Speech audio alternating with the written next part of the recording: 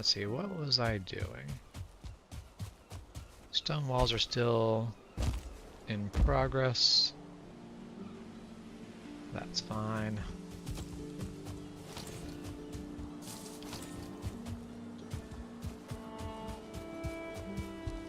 Hey, Super Puppy, how's it going?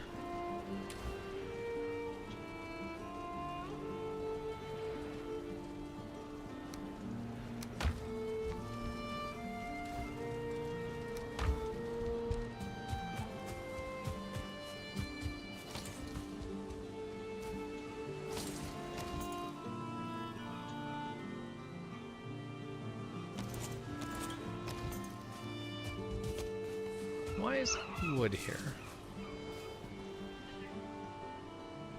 Oh, you dropped wood by my place?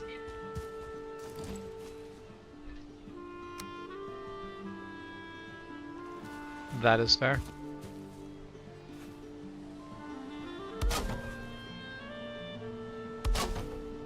I would not be offended by delivery of wood. It's not as valuable as stone, but still appreciated.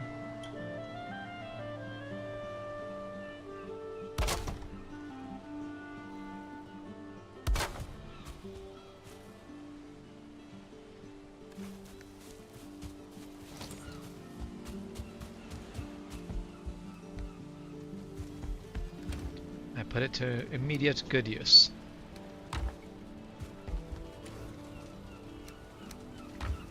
Or at the very least, if I didn't, you can't prove otherwise.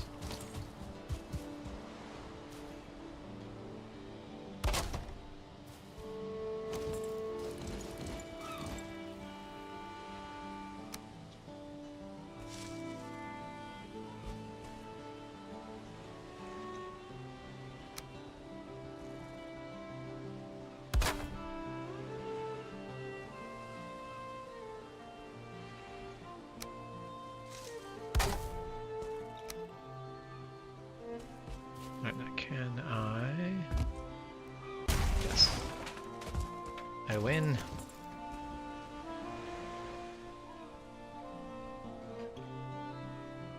Slightly sick, Sir Ruby. I'm sorry to hear that you're not feeling well.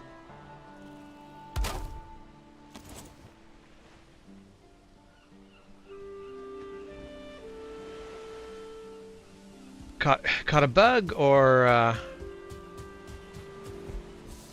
trying to think. I mean, it's winter. It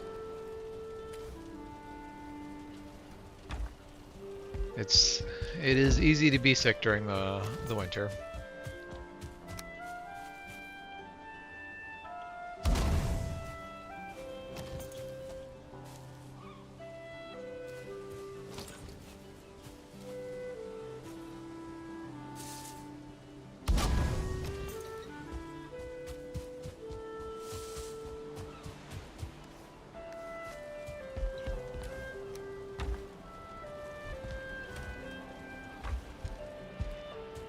Okay, now the question comes down to is, do I do mundane things, or do I go back in the swamp to get more iron?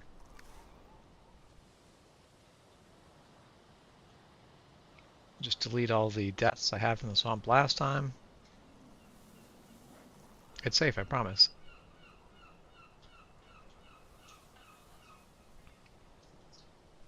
The swamp was not particularly kind. The swamp did indeed choose violence. Which is why we will come back with more violence. So that's how we solve problems, right? I'm gonna boat that float so hard.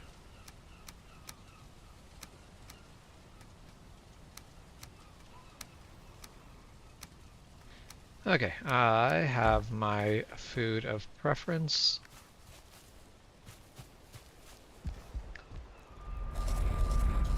Time for decisions.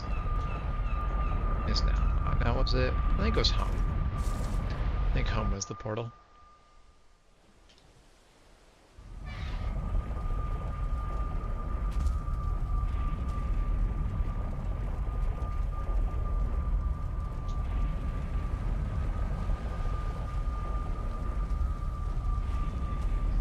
Okay, I will wait for you before I dismantle the portal in.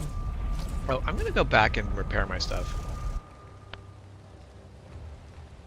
It seems like a good idea. Oh, wrong way. I have definitely thought about it. I think that's a good idea. I think I will do it. So you can just leave either way. Still, the direction the door is only, like, that's really the only way you'll really want to leave. But, was that? Yeah. Alright. Our decision's underway.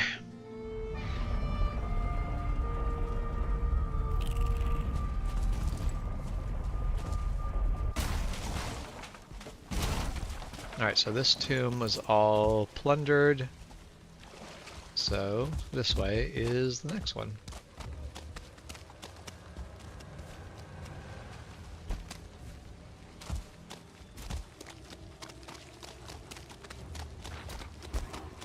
Skellyman below.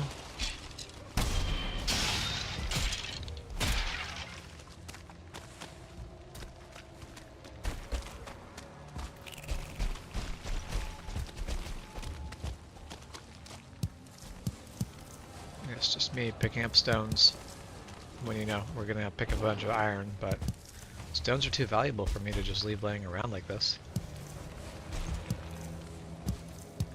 I have a stone wallet. Craves stones.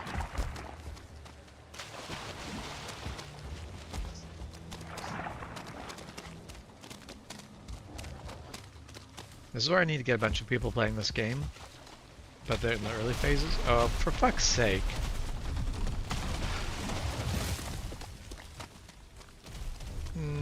No.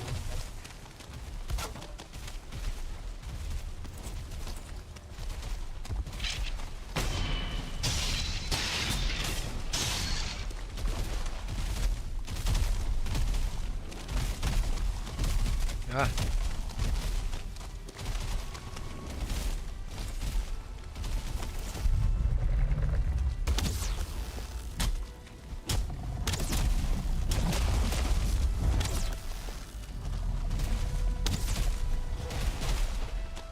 Okay. I need wood before I can do that.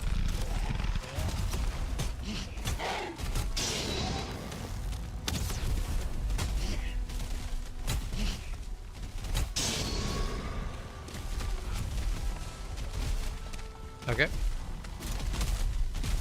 Try to not die in the process. That will be plenty.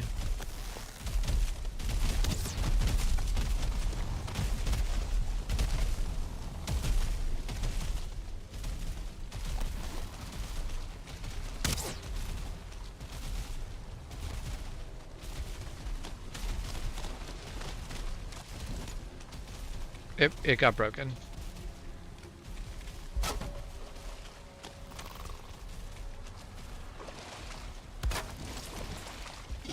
One-star Draugr behind us.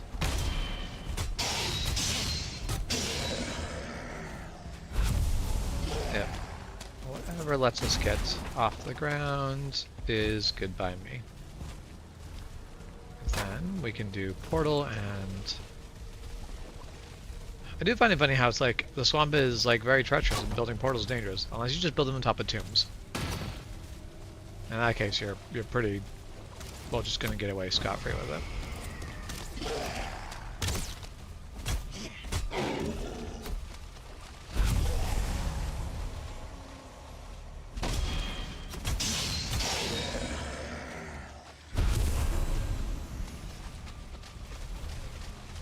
Okay,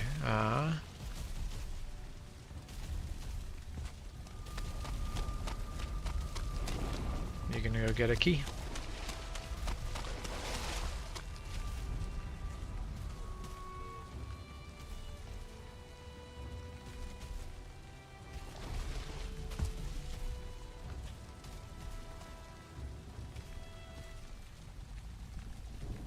Actually, why don't we skip the night?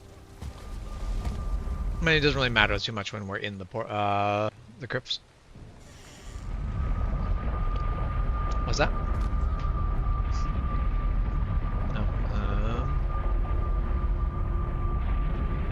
Also a little bit. Alright, let's see. I think that's probably better. Okay, just get my rested bonus back. Unless you did want to sleep.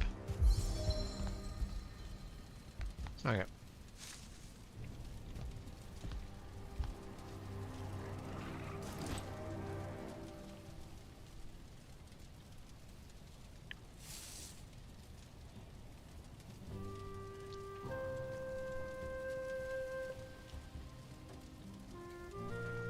Oh, wait, hold on. What should I be adjusting? No. That way. I think I adjusted the wrong way.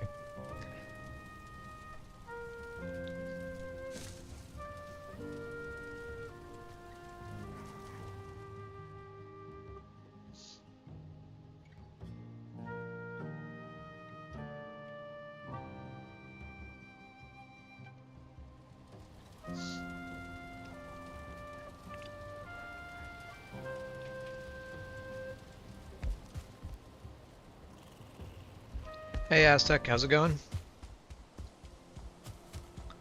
Okay, back through the portal. And I will await your key.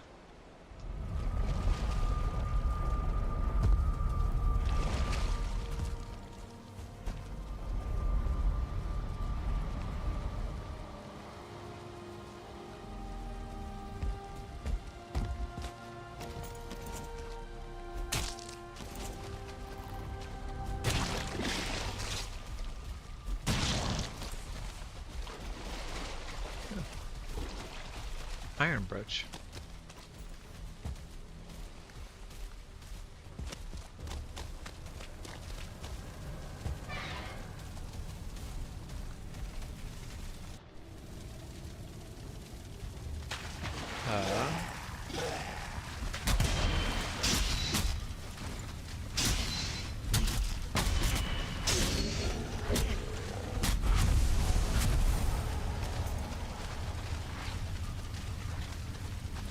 It would have been smart to like put away items while I was there. I did not.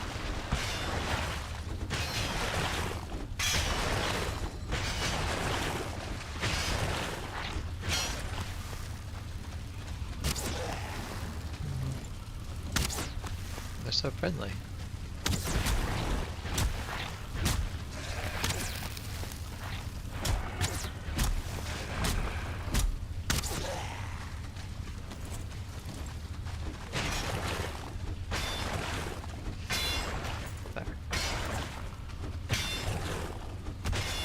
Now let's take out the pickaxe and then try to mine.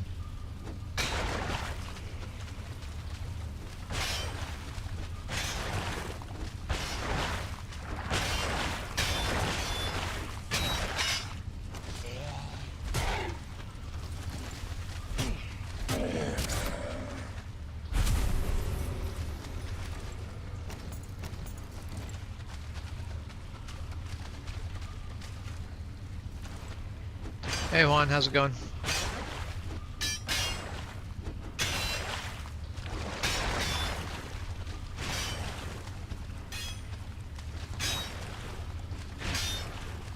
So I just assumed that Aztec Air missed a comma there. I think what that says is don't, and then it's comma, give up.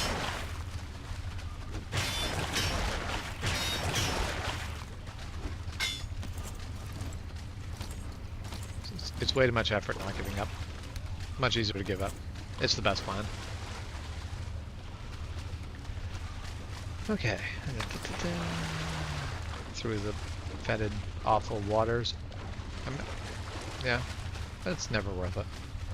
Is any of it ever really worth it?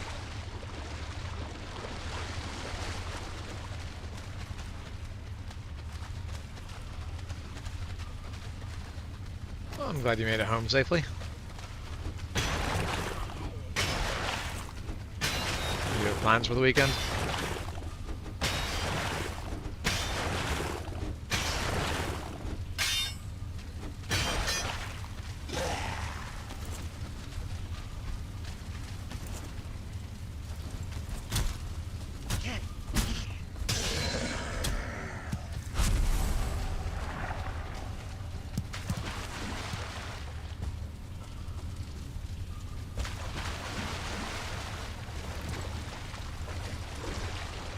Okay, this is just a dead end.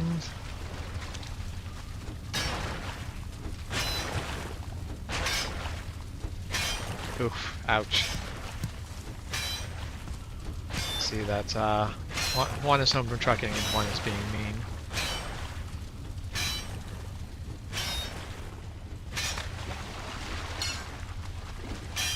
One has chosen violence.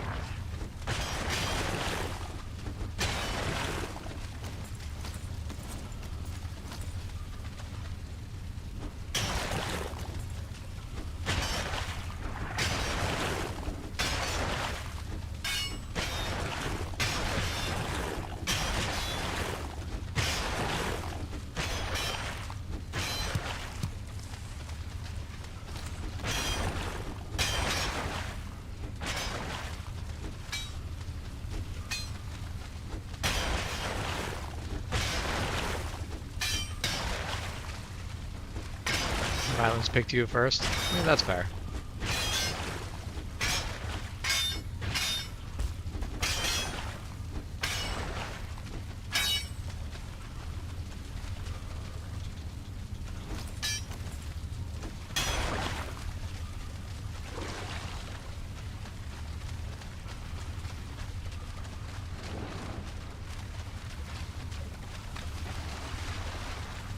So, Juan, when you are exploring a crypt or any sort of like cave in a vehicle,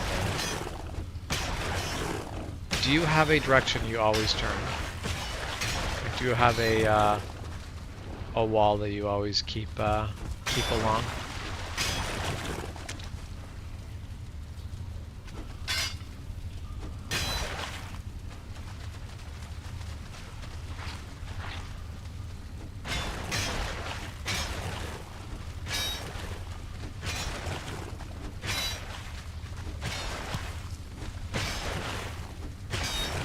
Okay.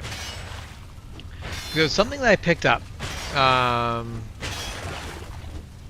will always turn left. I will always keep along the left wall. And I've done this for a very long time. And it's something I picked up when I was like still pretty young, like back when I was in like high school. And I was wondering if it was something I picked up for that you did, or if this was actually my own thing.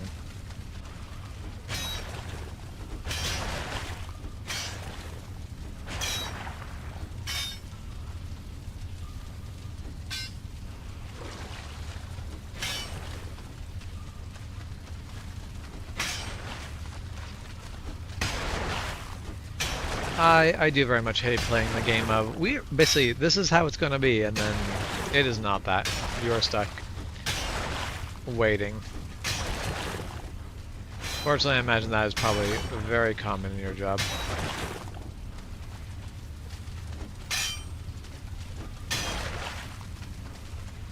Okay.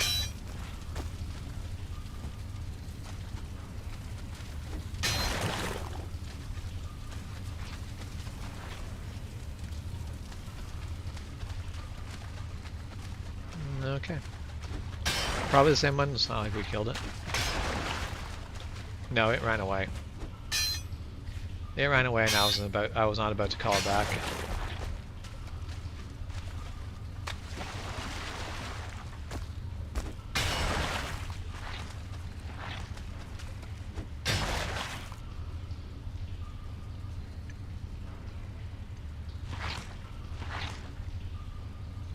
Ah, yes. Spending the entire morning just being like, ah, yes, I should be able to get a good start on it early in the morning. And then just not how it's gonna go, not how it's gonna go, not how it's gonna go. That does suck.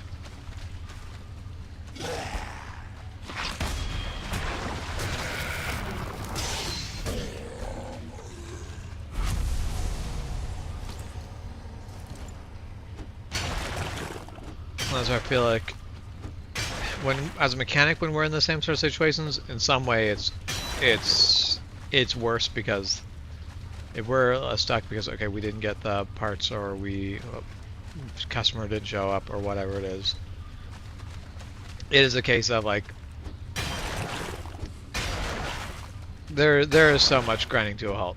On the flip side, the its worst scenario is actually pretty rare, and the most likely scenario is actually the, okay, can we, like, we can use that time to do something else. Is it actually something useful? Maybe not, but like we can do something else.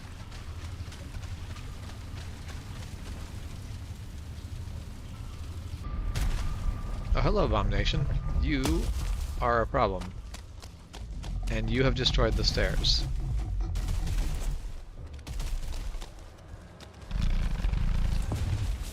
And I cannot build stairs because I am over encumbered. Cannot pick up the stairs. There.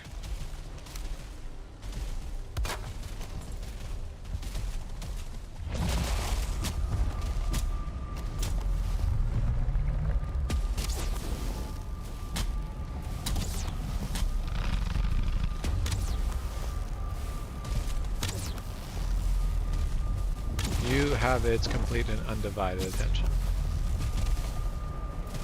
And we certainly have it losing a lot of health.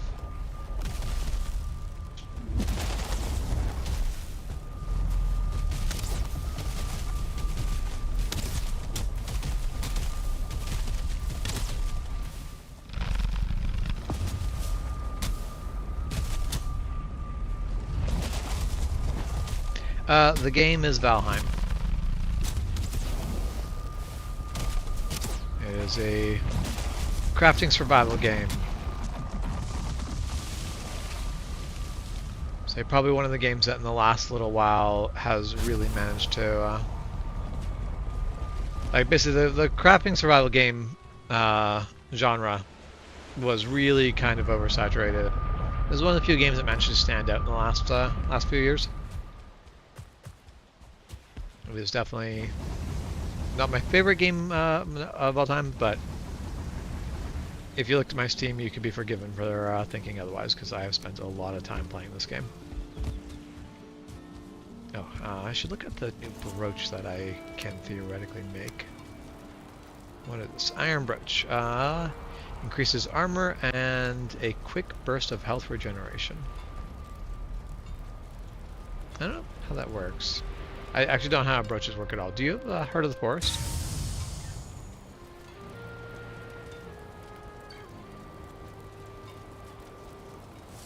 How does it work?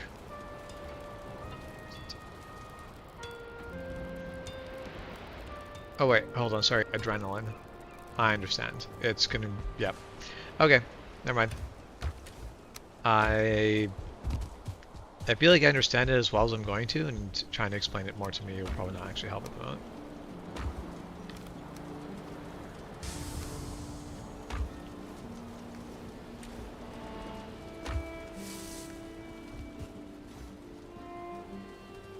Nope, I'd like to not put my food there, I'd like to put other stuff there.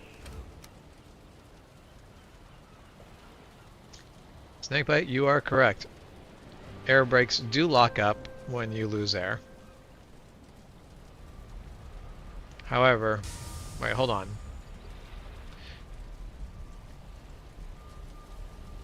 Yeah. If you blew an airline horn,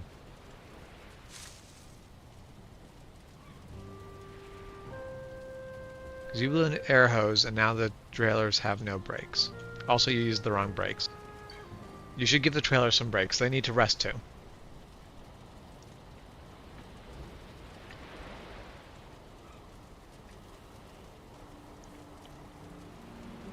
Okay. I think I see where this is going.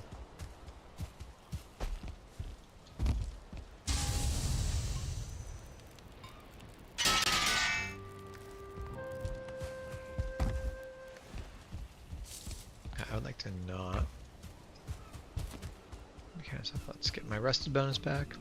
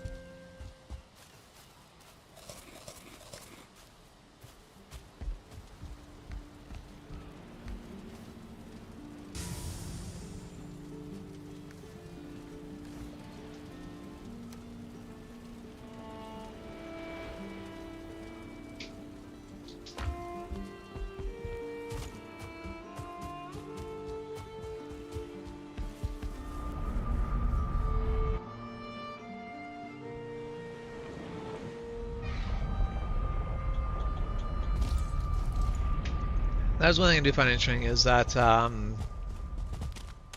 air brakes are pretty much all today designed to, if they fail, they are going to fail into basically locking the brakes. Automotive brakes are entirely different, and they will not fail into locking up. They will just fail into not working.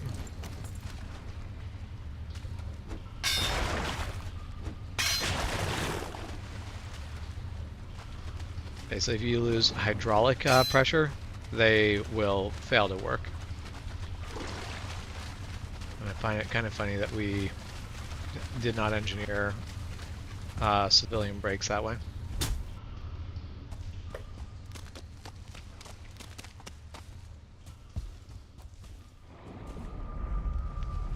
Okay,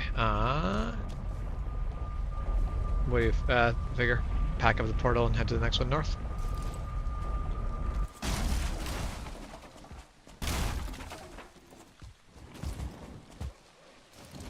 Alright.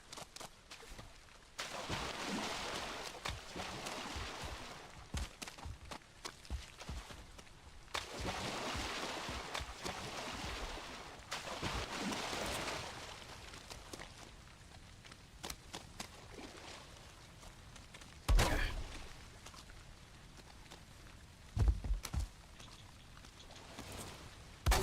I can actually do the wooden stairs.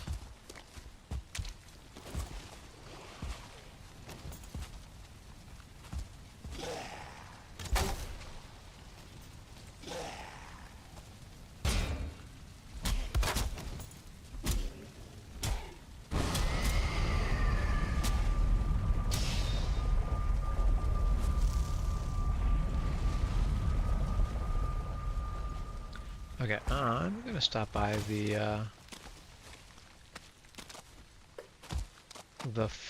fire geyser out here and see if I can't get myself a Surtling trophy.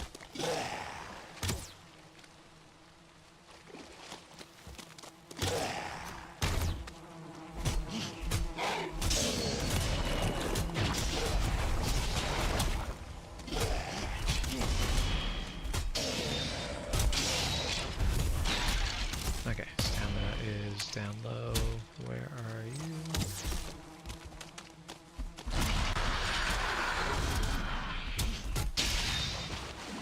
Oh.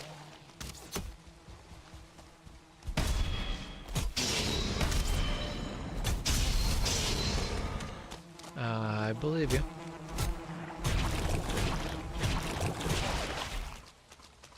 Okay. I'm gonna come back to the portal just in case the swamp wants to choose violence when you come back.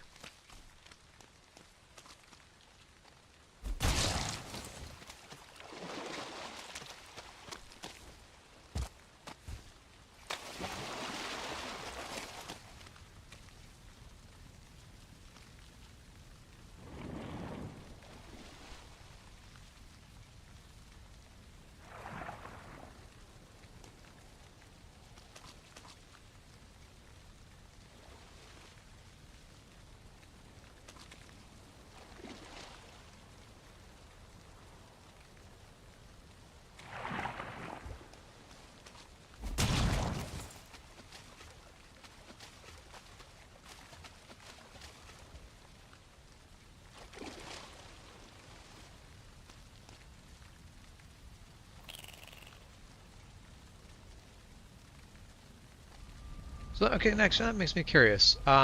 If you lose, like, when you lose a brake line, does that usually result in you losing all of the brakes to, like in this case, like all of your brakes to the trailer? Or does it most often result in you losing the brakes to a wheel? Or a axle, probably more likely, but... Actually, no, I guess that would probably actually be separate side to side.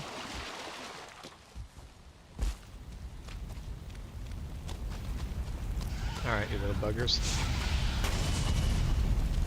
Let's fight.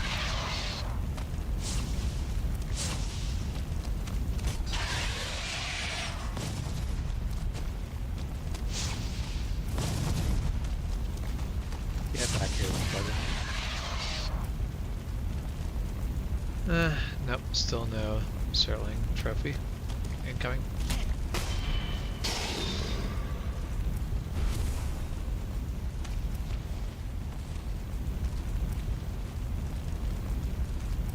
Apparently these are actually kind of a good place to build a base around, because the fire is one of the few fires that does not go out in the swamp. Okay, let's go back to the portal.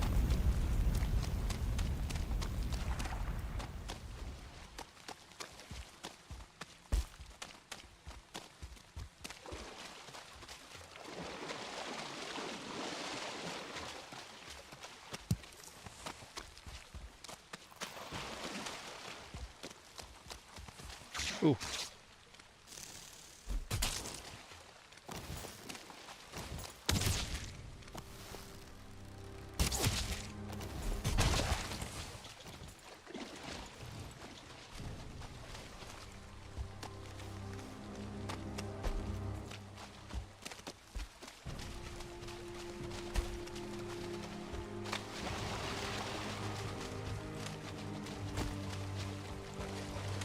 Okay.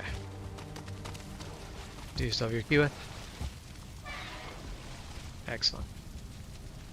Glad someone's ready. Glad someone comes prepared.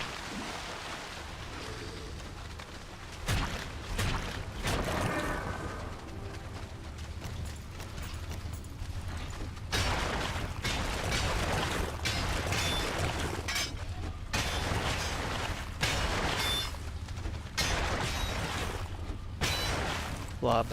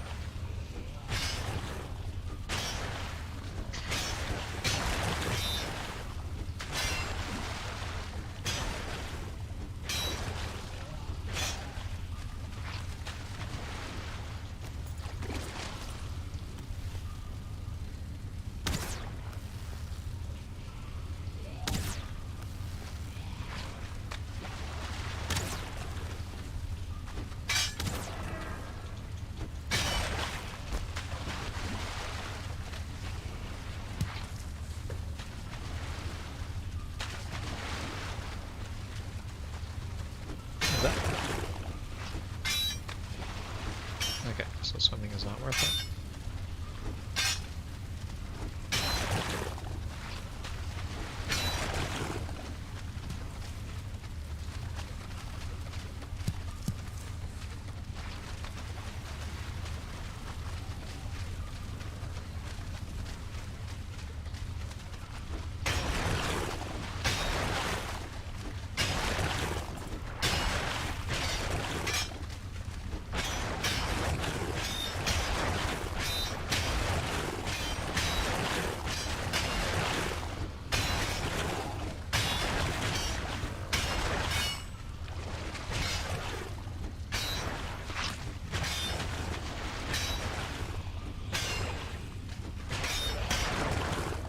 So, you answered a lot of things, but you didn't actually answer the question.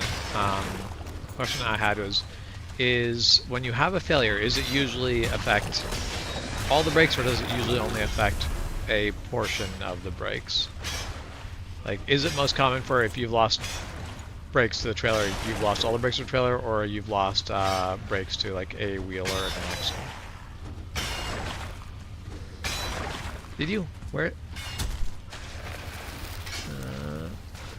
Oh. Okay.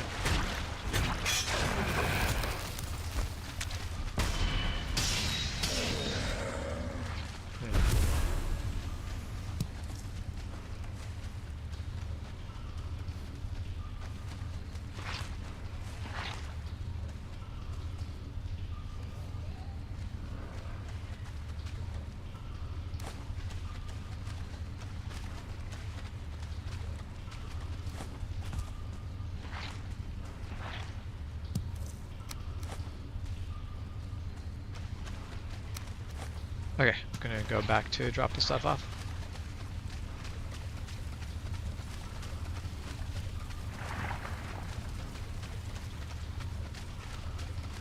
Is that where I've got myself turned around? Where am I going?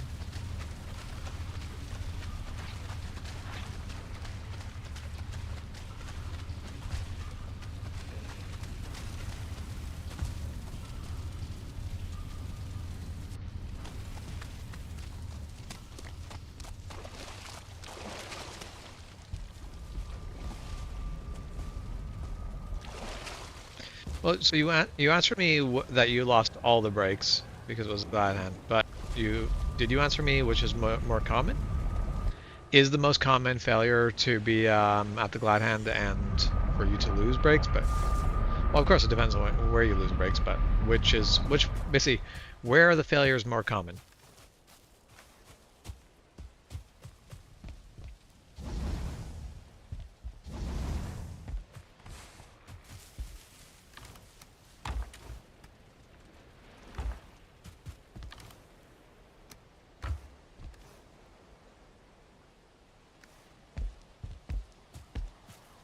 Okay, so glad hand is the most common. Okay.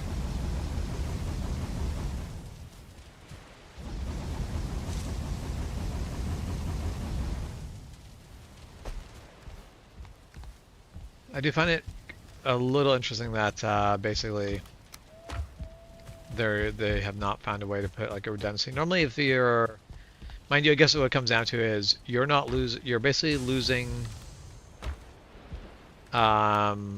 trailer brakes more commonly, but you're not losing all of your brakes because the truck's still fine. So I guess as far as they're concerned, this is acceptable. Yeah, sure we can.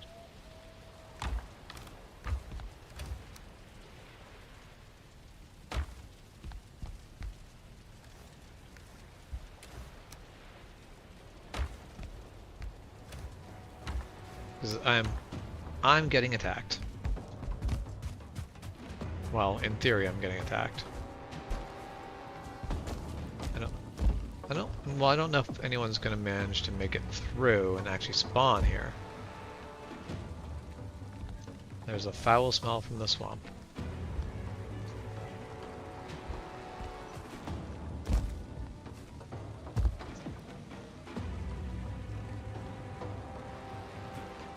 So far, nothing is actually managing to spawn.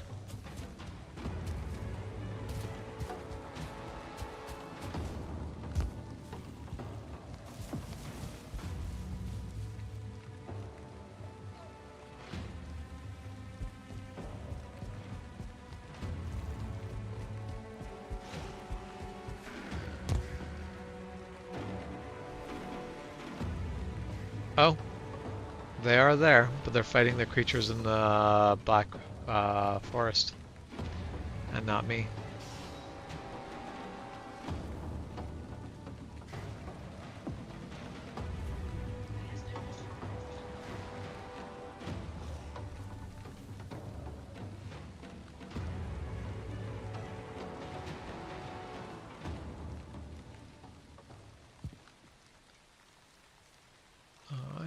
managed to swim their way over here.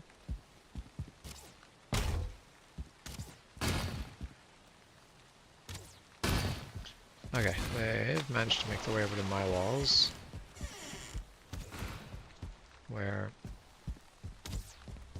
they can't do anything, so I'm running them out to the Black Forest again. Alright, if they want to fight me, they gotta come fight me here.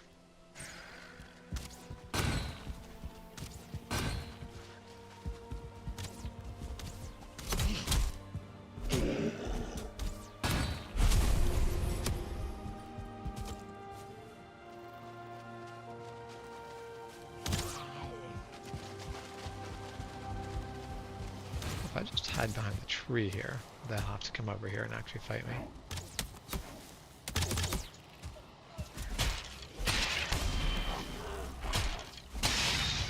I appreciate it.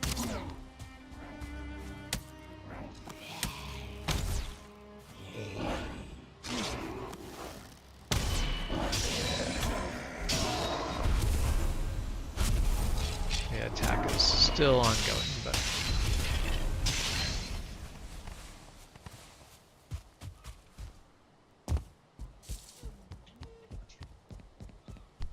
On my boars? Or your...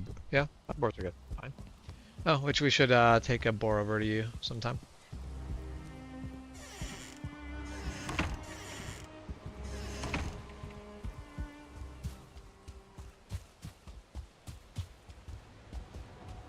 Yeah.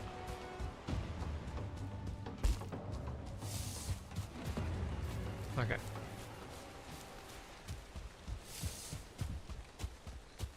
Yeah, no, I took a look around. So I was pretty confident that the boars were fine, because I can see them easily from the center of the base, but I appreciate you checking out the threat.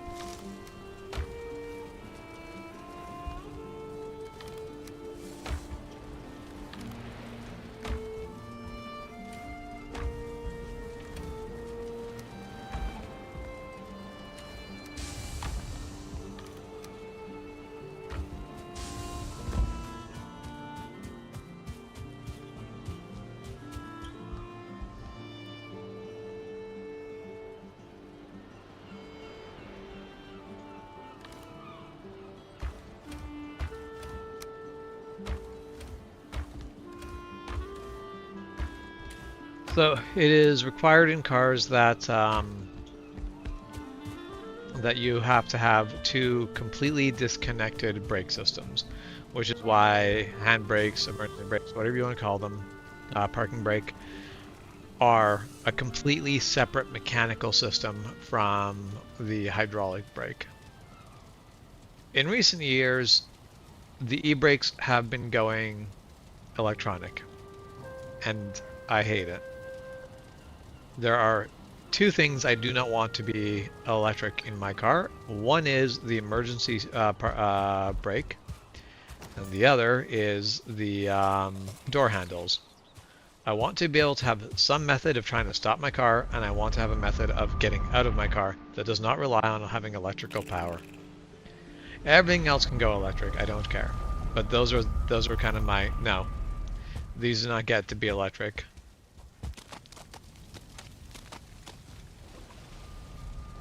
I'm very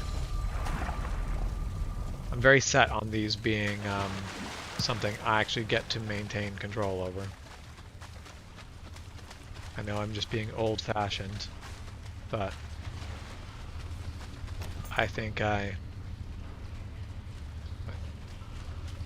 Where are you? I'm not showing up on the map.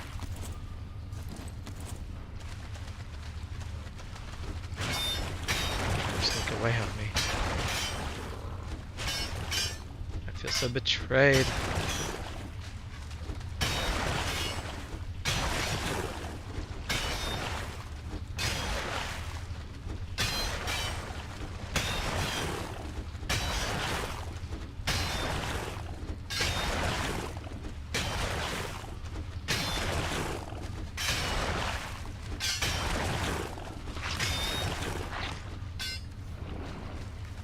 And I am loaded up full of material already. can't carry more stuff.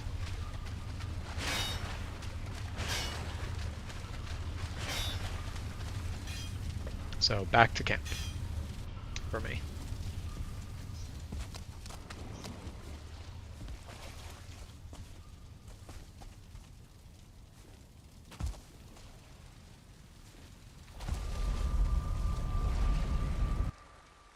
Well, especially if you look at like the Teslas, there's quite a few which the batteries have started on fire. You know what you don't have when your battery starts on fire? Electricity. Do you any need to be able to get out of the car? Electricity, because they're electronic door handles. So now you have a burning battery, which is a very hot, very fast fire, that you're trapped in because you don't have electricity. And I'm like, no, no thanks. That sounds like a terrible plan. That sounds like a terrible day. I would just like that to not be a potential. So I think if I am correct, there's something like 180 people have burned to death in their Teslas in the last few years due to the basically being trapped in. They could not get out of their car. Okay, I'm going to set myself on my throne. And then I'm going to take a bathroom break and fill my iced tea. I will be right back.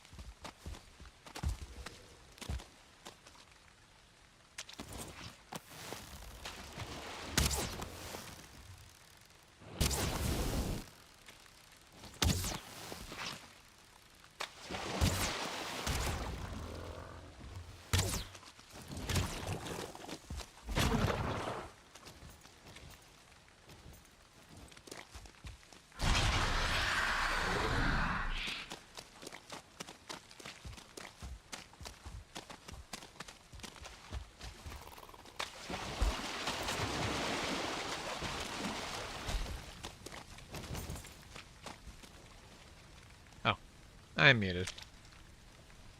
So anything I said was not said to the channel. Do you want to build some staircases? Hey, Father Mick, how's it going?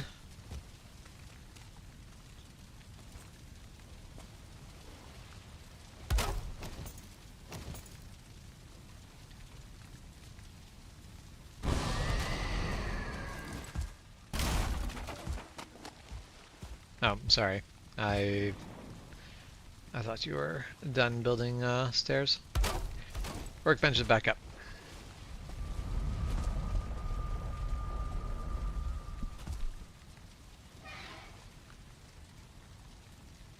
Okay, perfect. Thank you.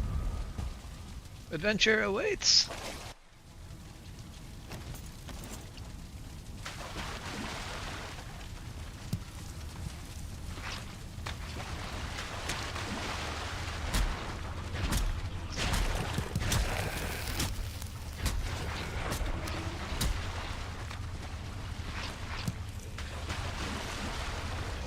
At some point I'd love to run a D&D campaign, but the adventurers have to be stupid.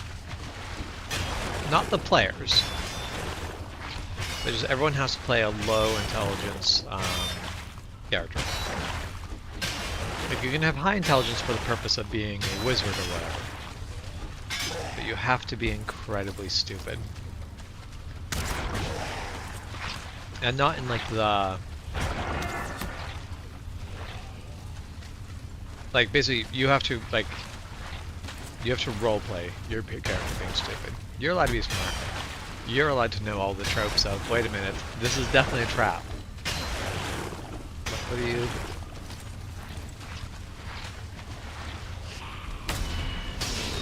Alright, he's dead.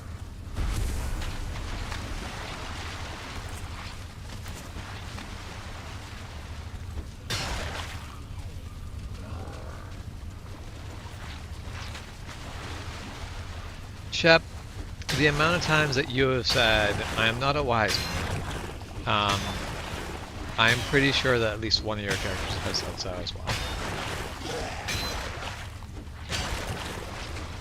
Always right before you... What are you... Okay.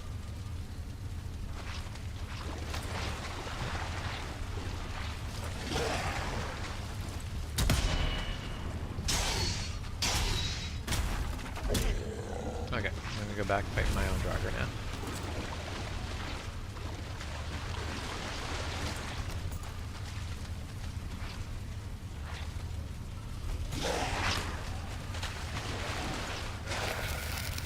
Okay, screw you.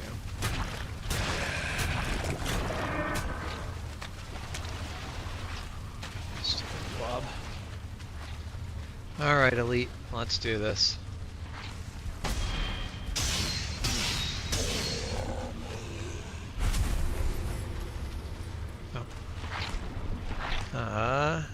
Good going to bed, but I'll stop in and say have a good rest of your stream. Thank you, Father Mick. I hope you have a fantastic night. I hope you sleep well.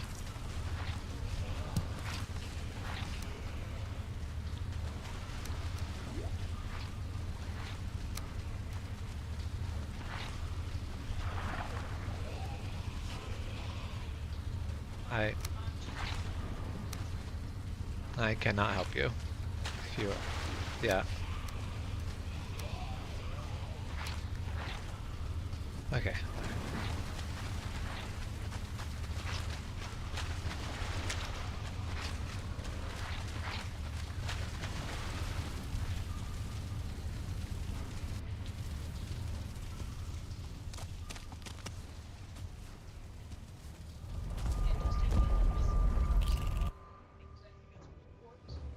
Yep.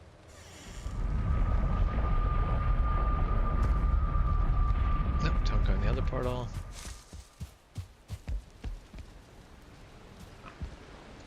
Yep, both of these are full.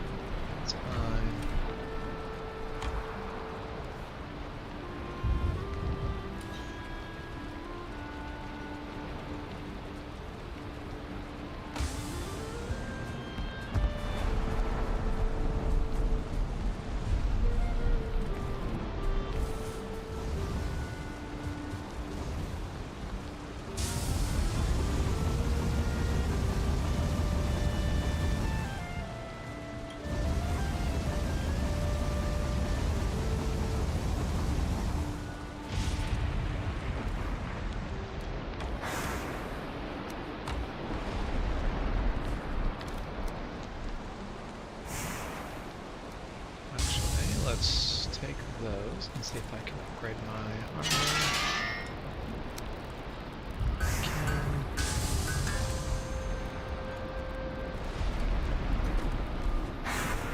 There.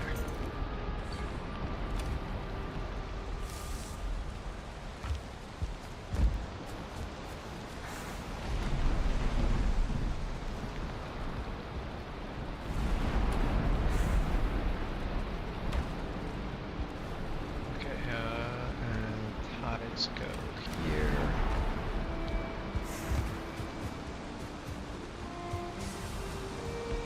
I'll rest up here. Dry up a bit. That's not where my iced tea is. Yep, 100 kilometers is about 60 miles per hour. Specifically, 100 kilometers an hour is 62 miles per hour.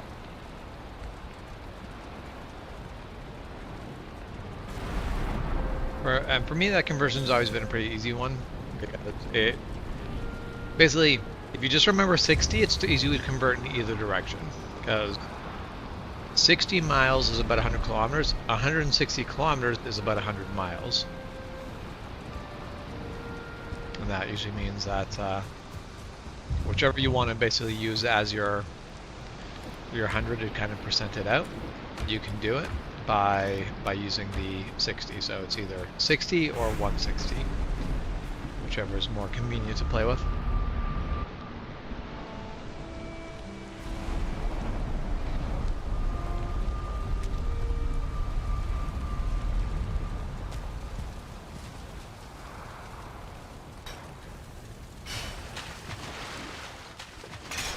Oh.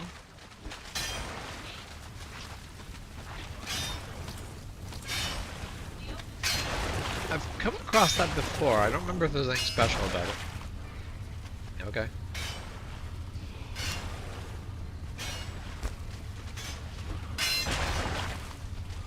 Because you can build that same sort of iron gate.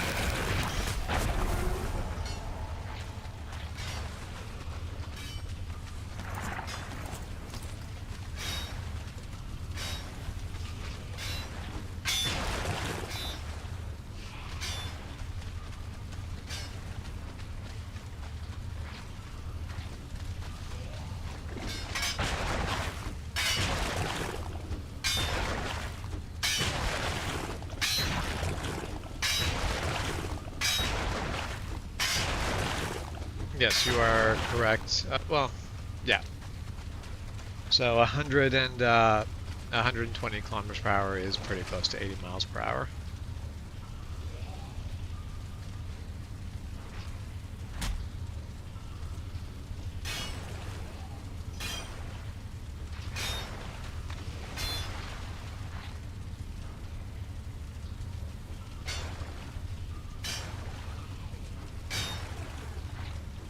I think because it's 100 kilometers per hour is 62 miles per hour. 80 miles per hour should be, or I guess 120 kilometers an hour would be 75. Where's the elite?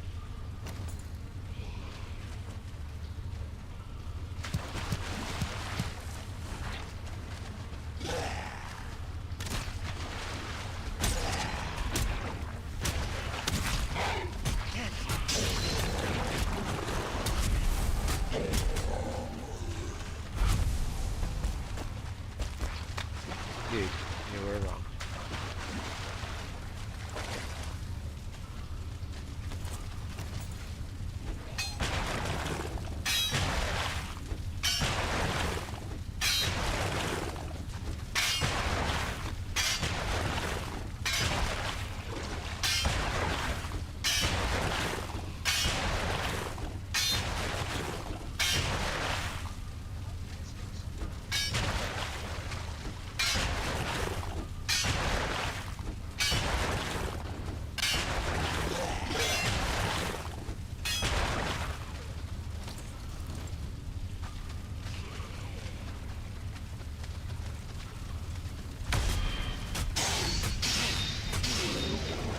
I mean, every mile is 1.6 kilometers. So if you are doing 10 miles per hour, you are doing 16 kilometers per hour. If you are doing 100 miles, you're doing 160 kilometers. It scales up evenly. It doesn't do so. Fahrenheit to Celsius is weird because 0 is different in both of those scales. Here, that's not the case because 0 miles per hour and 0 kilometers per hour are the exact same speed. You're just not moving at all. So the scale is different, but they're basically linear to each other. There's no weird math. There's no weird cross.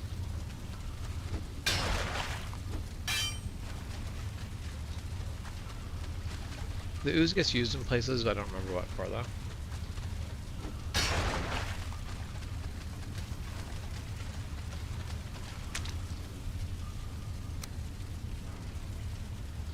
Okay. That is way too much stuff. Let's put some of that stuff back.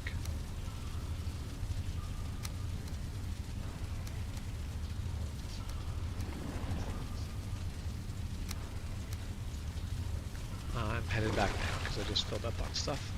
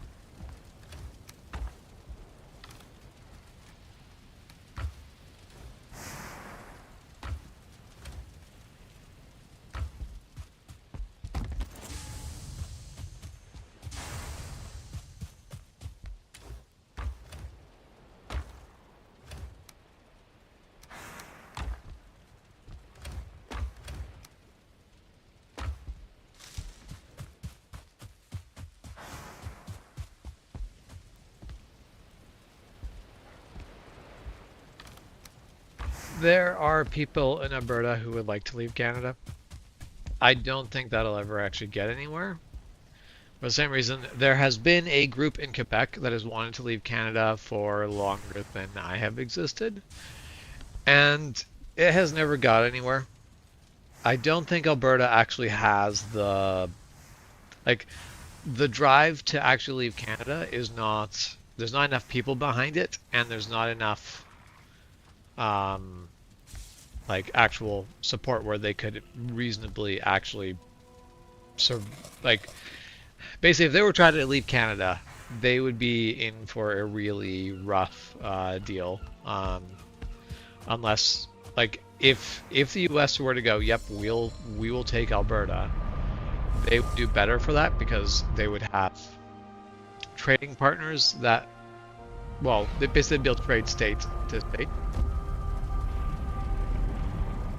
Hey Rock, how's it going? Yes, indeed. The The face camera is up. I do have a face again. Now I just need to get like one of those ring lights so that I can stream even when I don't have a full, basically when I can stream without having the overhead lights on. Sometimes I like the dark, but I'd still like to have enough light to light up my face.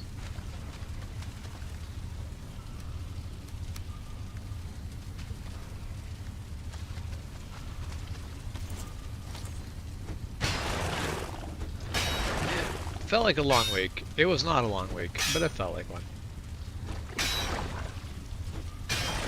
But I've been working longer hours than I used to, so it's not particularly surprising that my weeks are feeling longer these days, but I won't complain though. I mean, actually that's a lie. I'll complain a lot. That's just who I am. But work is not bad. I am enjoying work, and more work hours has been stressful, but I don't mind it. So it turns out I do actually kind of enjoy my job for the most part. There's downsides. Not the biggest fan of being the person to deal with customers. I liked it when customers were someone else's problem.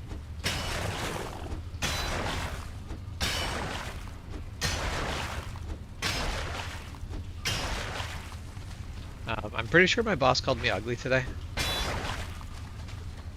Because I've been referring myself as a secretary, and he goes, nope, that won't do. He's like, if I were to hire a secretary, I'd hire one that was more my type.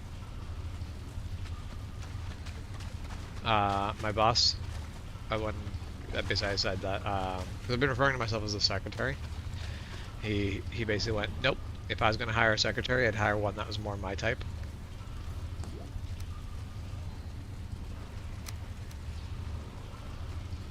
Oh yeah, it definitely does. I feel like if like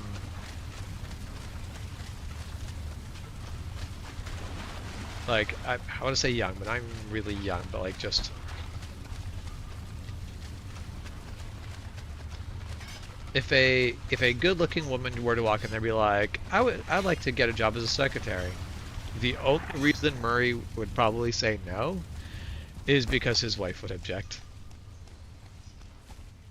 I am pretty sure that is how that would work. She's not there very often. She does all the bookkeeping. She does basically makes the keeps the place working on the paper side of it. So she's very active in the business, but she's not at the actual shop a lot. I mean, it is definitely that is very much his sense of humor. I most certainly do not take it personally or seriously. He is 70. I don't know if he's 73 or 74 right now. But he certainly comes from a different era of mechanics than are currently out there. That side of the different basically different mechanics, different shop owners I have come across the years, I feel like he would actually be basically. I would rather see people mechanics work under someone like him than a lot of the other people, because there's some people who are very nice on the surface, but are really, really awful to basically females in the trade, just because they can. I've talked to a lot of techs who are very nice and polite when there's women in their shop, or like even when they're like working when they're there to do a job. But if you hear them talk when there's no women around, they very much have the attitude basically being like, the trades are too hard and women have no place here. it's really the mentality of it's a mistake to have women in a shop. I was actually a shop foreman at the shop I went through my apprenticeship. Just very much had the attitude of women aren't strong enough to do it. And it was, yeah, I did not like that sort of attitude at all. I just very much had the attitude of if you can do the job, you can do the job. I don't care who you are. And I've come across enough women who've proven that they are tough enough to handle the field that I'm not going to sit there and go, oh, hey, you can't do this if you're... However, I have talked to a lot of women who have expressed interest in the field, and I've always given them that warning of, you have an unfair uphill fight. If you're not ready to take that uphill fight, then basically don't put yourself through the effort of basically don't put yourself through this like all the hard work of it and then not get the reward because you just weren't willing to stick it out. So basically, if you really love it and you want to do it, go for it. If you're like, it's neat but I don't want to deal with the bullshit, then unless you can find a shop that doesn't have the bullshit, this isn't for you. It's not worth it. The bullshit is massively bullshit.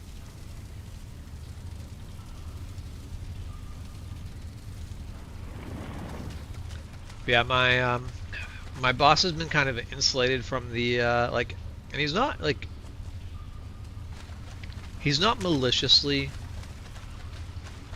rude, but he's like, he's from the era of mechanics where there was like chicks in bikinis on like the calendars were like chicks in bikinis and all, and those calendars are still in the like the walls of the office and like they're still around, and like if it was my shop, those would be coming off the wall the very same day. I would not be leaving them up. I don't.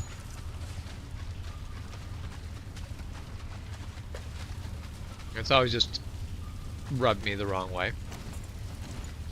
But he's run his own shop for 30 years, so as far as he's concerned, that's just the way it's always been.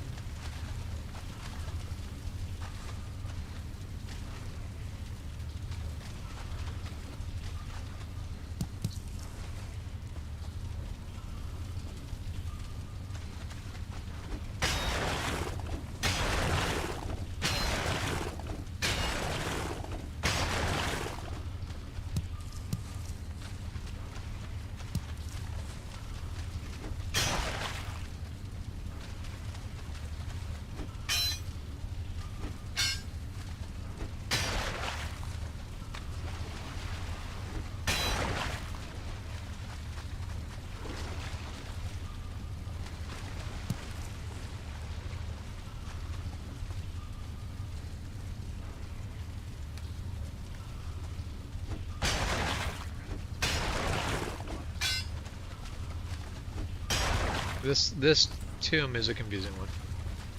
You've been getting 3 unskippable ads instead of 2. Is YouTube starting to get greedy? I kind of hate unskippable ads. I'm trying to remember who. There's one of the. I want to say it's one of the Northern European countries, one of the Nordic countries. They're planning on passing a law that basically all ads have to be skippable. They're making unskippable ads illegal. I hope that goes through. Like I would not be at all upset if they made full screen ads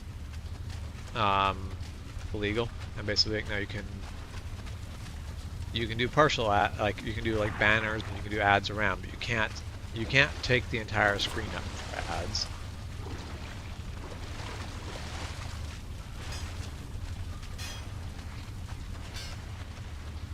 I mean, 2 unskippable ads is bad. The fact that 3 is worse, and because When did they go to 2 unskippable ads? Because it's not even that long ago.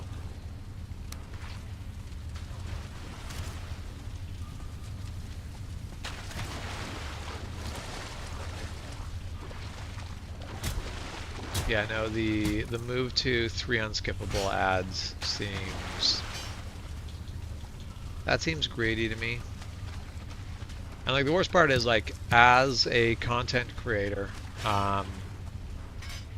they're trying their best to take away our power to actually set ads. Like I could set it up so that there was no ads on this channel.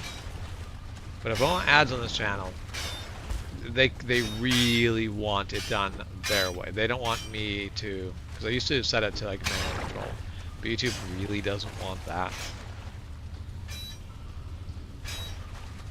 Yeah. And that's the thing of, I feel like we're on the slide where YouTube is going to become less and less profitable. But until basically, if someone were to set up essentially YouTube, but without ads, which would be money loss, but if someone were basically set up YouTube without ads, everyone would be moving over to them really, really quickly. Like basically viewers would be trying to get over there as much as possible. But it is a case of someone's got to take that massive investment. And obviously the long-term payout is to then put ads on the system, because that's what every website seems to be hoping for. Is we go out there, we make a product, people start to flock to us, and then we put ads up. Yeah. Well, and that's the thing of Rumble's in the right place, and I'm still curious to see whether it can essentially eclipse, or basically sort of like really hit. Why is there just scrap iron in the swamp just laying here on the ground? Why is it raining iron?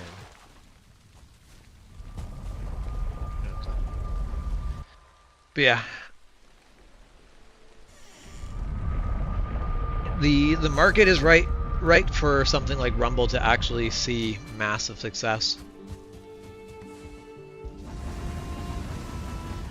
Personally, I would really like it seeing us come to a system where basically it's like, if we can just be a little less greedy,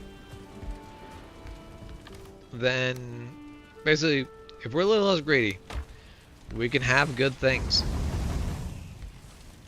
It's like, I don't mind ads on YouTube, but they're becoming too much. And unfortunately, with them becoming too much, it is a case of people are going to start using ad blockers, or basically some people are going to go to YouTube Premium, which honestly isn't actually that bad of a deal.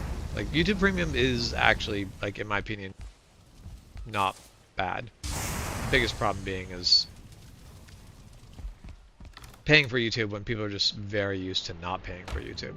But the ads are basically either get people to just stop, or it's going to, well, I guess, you know, in the long run, people are going to start looking for alternatives, and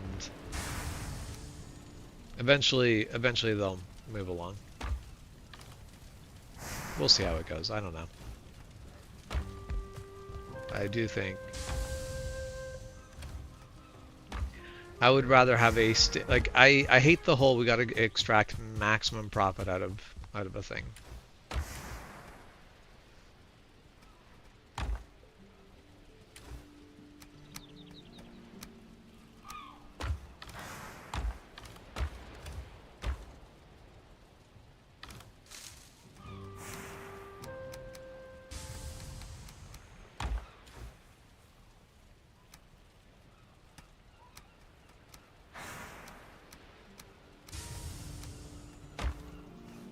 That is definitely one thing. It's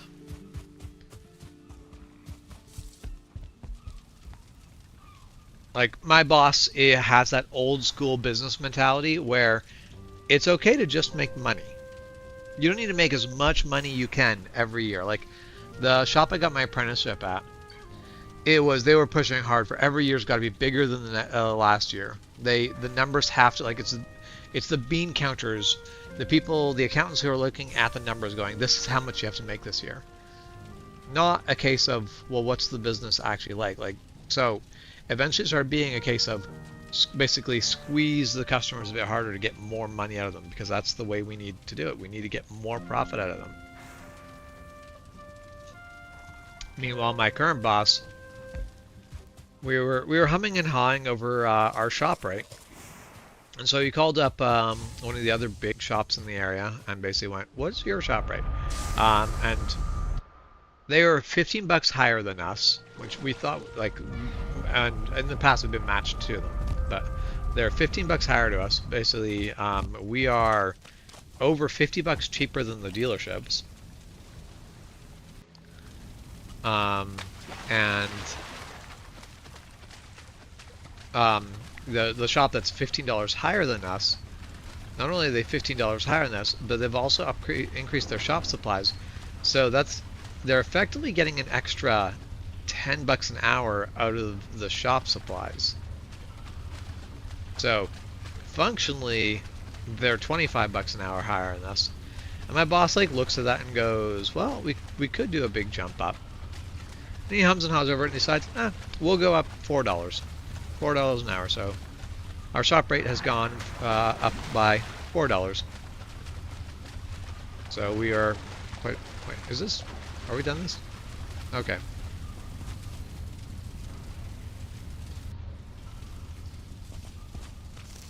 Well, I appreciate you watching ads for us. Why is it raining iron here? I keep finding iron just on the ground around this tomb. What is happening?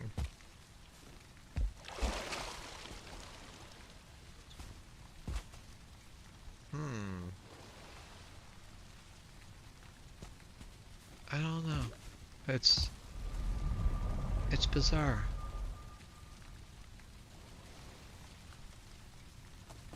Because I would assume that the iron, like the tomb below, doesn't actually exist. I assume it just portals you to a different place. So I don't know if that's actually how that works. But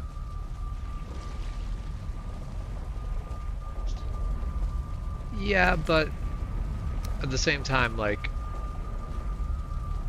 if there's a creature, like if there's an abomination slamming the ground inside the tomb, you don't get hit by it ever, or even notice any of it inside the tomb. Okay, rip up the portal or leave it here. We don't really have anything specific to do in here. We could explore more. Actually, I'm gonna go head back and look at making some more iron armor. I have torso iron. I mean, it's up to you. It's going to be slower and so on, but yep. There's always a trade-off.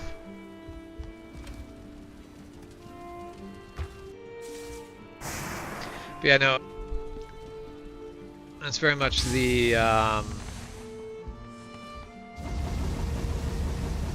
I appreciate the people who watch ads, because those do make us money. But also, I will never be salty at anyone who decides to basically watch us with an ad blocker on.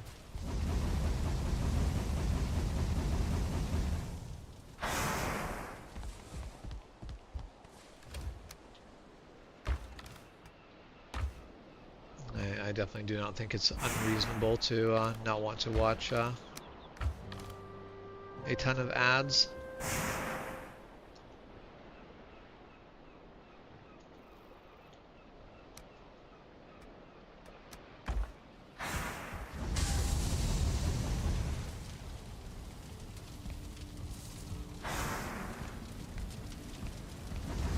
See, And that's the whole thing of like my boss isn't even doing this he's not trying to lower our price compared to the larger shop so that more people will come to us because we're incredibly busy.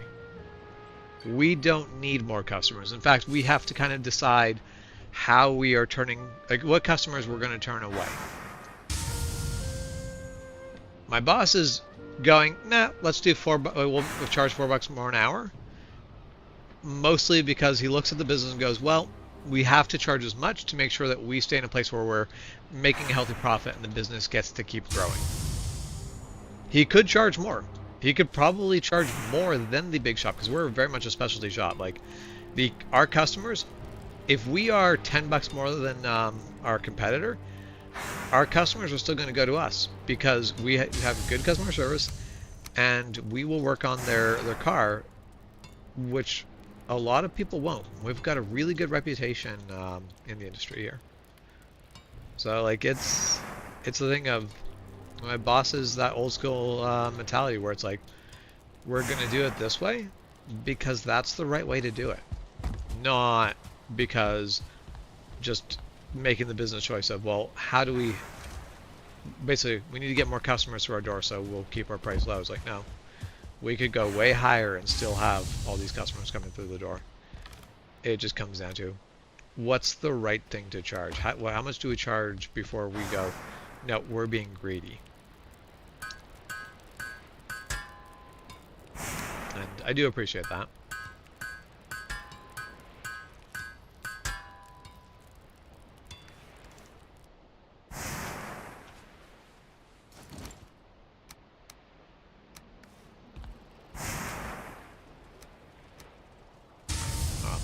Most of the time I appreciate it. Sometimes I'm like, no, just crank up the shop rate and pay me more. Because I would appreciate being paid more. But, no, there's a limit to how much you can charge. It is best to not. Basically, I dislike the shops who just see their customers as a source of income. Your goal should be to provide good customer service.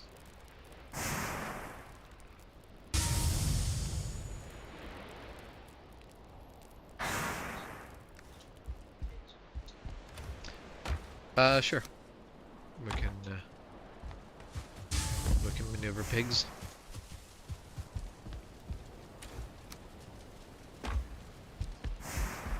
With a boat and a harpoon.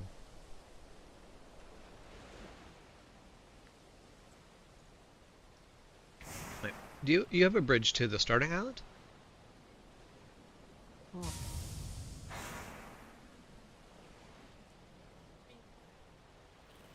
It's a bridge to the rocks adjacent to the starting island. Yeah, close enough.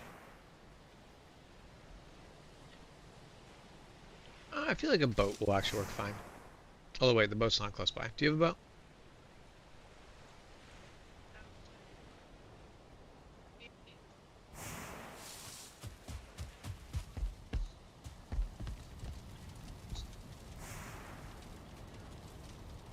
That's fair.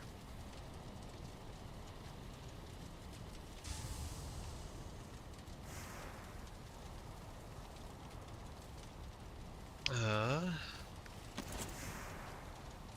don't know what you're asking me. Like, it's not information that I. Yep, 80 bronze nails.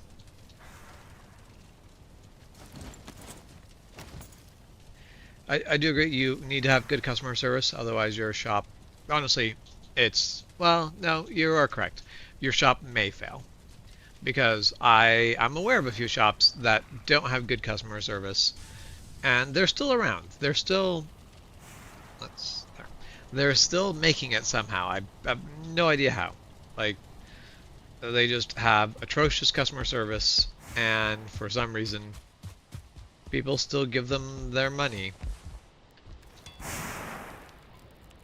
I would rather throw my money into a pit and light it on fire than give them my money, but other people feel differently. They're allowed to. But for the most part, if you have bad customer service, the expected result would be to fail as a business. So it is important to have good customer service. And it was also one of the things where I like, if I'm not giving good customer service, I hate my job. I don't enjoy giving crappy service. Like, I actively dislike it. If I am giving poor service, then I basically am failing at my job, and this does actually mean something to me. It's actually one of the things I like about being a mechanic is people come to me with problems and I fix them. I enjoy being able to fix people's problems.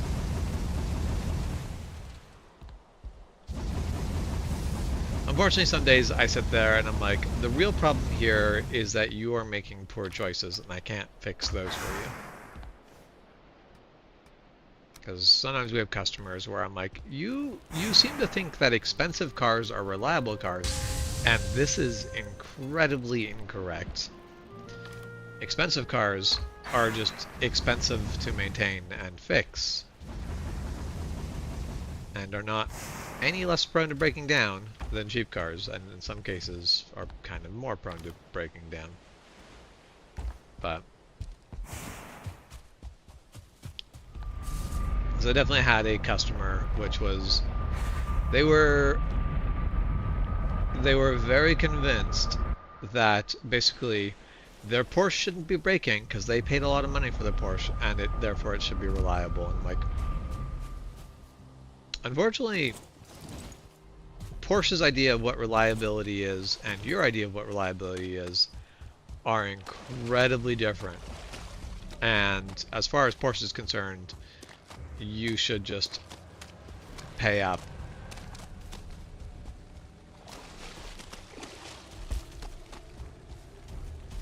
In fact, Porsche would like you to go to them, and they're just going to charge you more for the exact same stuff that we do.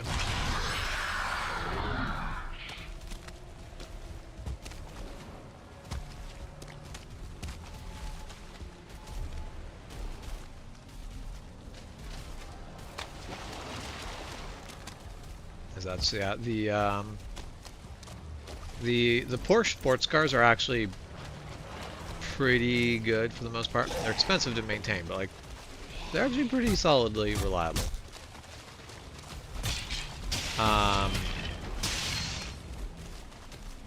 Porsche's SUVs have been catastrophically unreliable. Lots of engine issues, transmission issues. The problem is that they're an Audi, and Audis are not particularly reliable. Well, I mean, some people have been really good with their luck with their Audis. Some Audis are just really, really solid. But for the most part, Audi is not where I would go looking for reliability.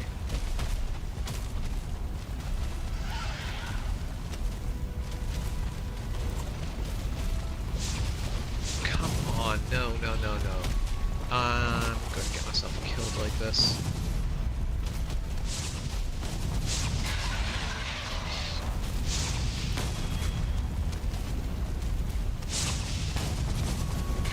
Trying to hunt the Surtlings.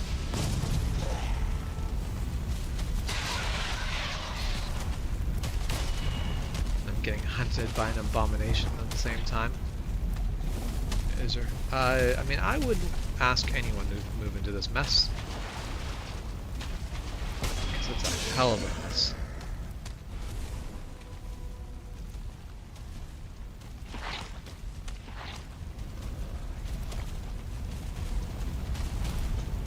Will do. Thank you.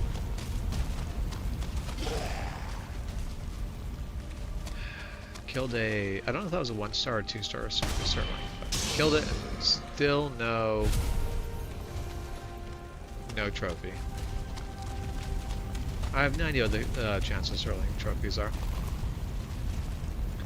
Because I want to build the trinket you can get for it. I don't know what it's called. I don't remember.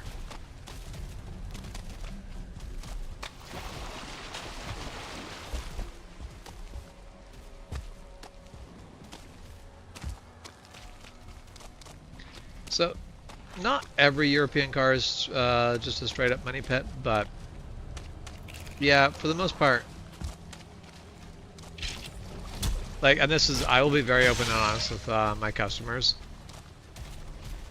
There are times where the customers are like, "Is this car like reliable?" And I'm like, "I'm going to be very real with you here.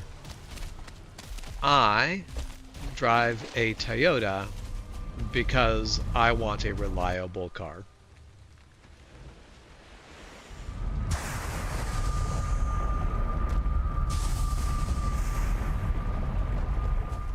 So for me, if you want a reliable European car, the car that I see as sort of the most reliable, the ones I work on, is actually Mercedes. But it depends a lot on specifically what type of car. Like a Mercedes has a lot of really good reliable SUVs. BMW has quite a few good reliable cars. The X3s are actually pretty solid. Not so much anywhere else.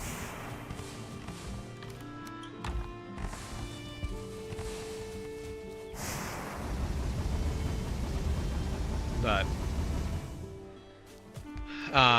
stuff like Jaguar and Land Rover are incredibly unreliable, but that's that's not actually a European problem. The unreliable part of them is the fact that they're essentially Fords.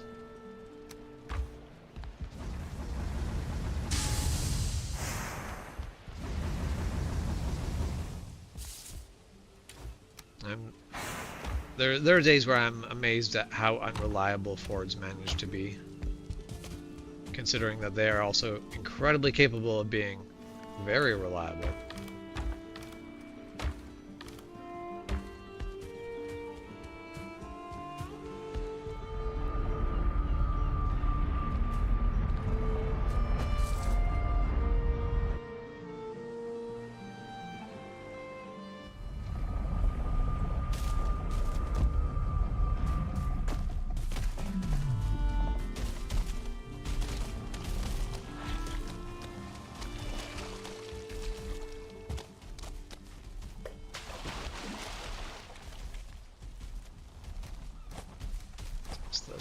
Oh, I'm running around without pants on.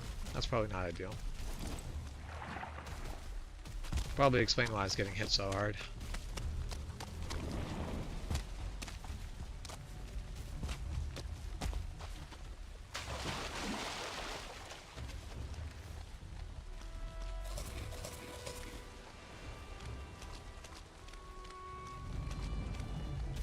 My first car was a 1991 Honda Accord. That car was pretty much bulletproof. That car gave me very little grief, and I had it for a very long time and a lot of miles. I think I got it with like 200 and it was just over 200,000, I think. And I sold the car with well over 400,000. And I didn't sell it because it had become unreliable. I sold it because it didn't have AC, and I wanted a car with AC in the Okanagan. And at that point I had a second car already, so I decided to sell the car that didn't have AC.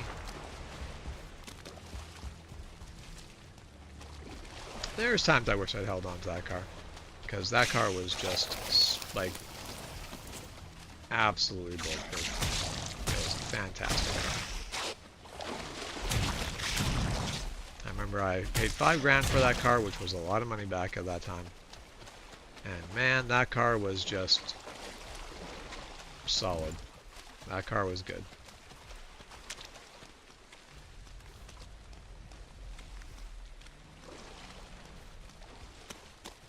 So did you build a boat? Excellent. Then we will begin. Do you want one boar? Actually, no, I guess you are getting one boar.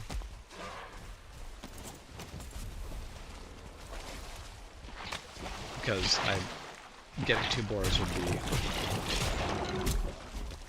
a bit difficult.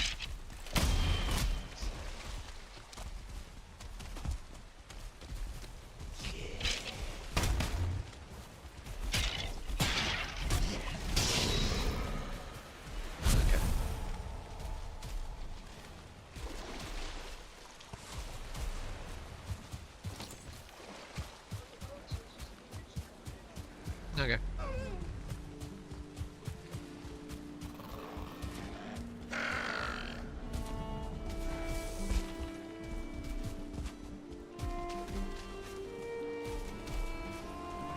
Yes, that is something thing of companies that insist on innovation are doing so all pretty much universally at the cost of reliability. You cannot be innovative without risking reliability. It just doesn't work, unfortunately.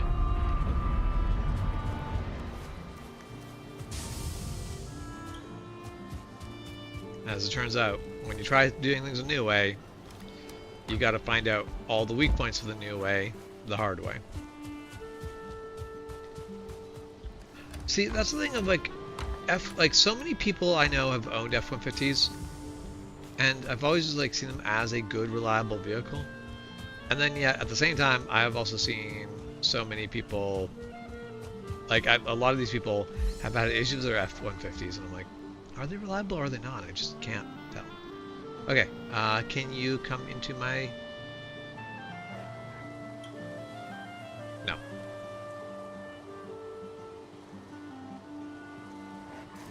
Okay, whatever, I'll...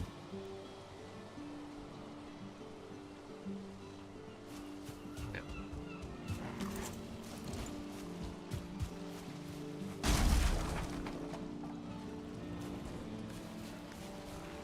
This is the only possible solution.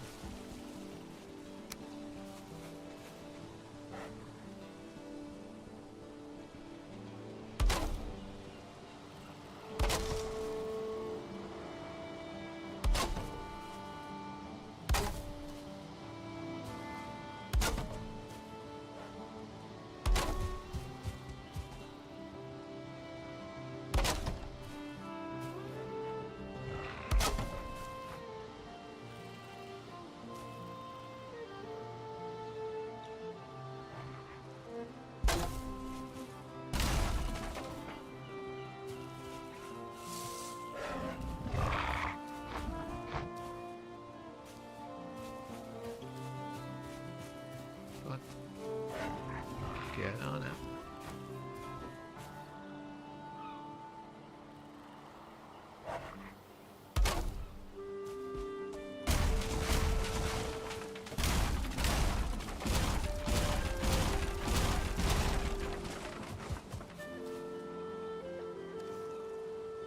Okay, I guess I need to actually go grab my harpoon.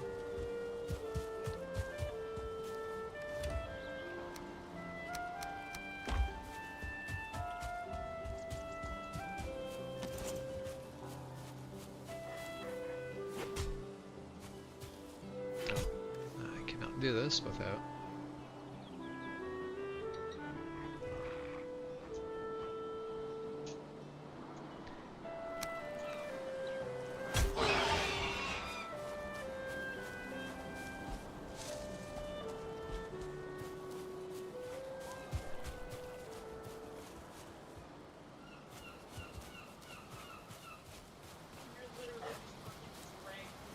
Yeah.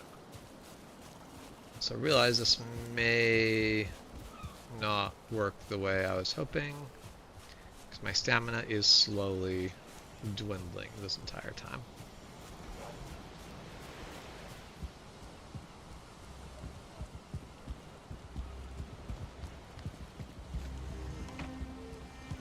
Okay.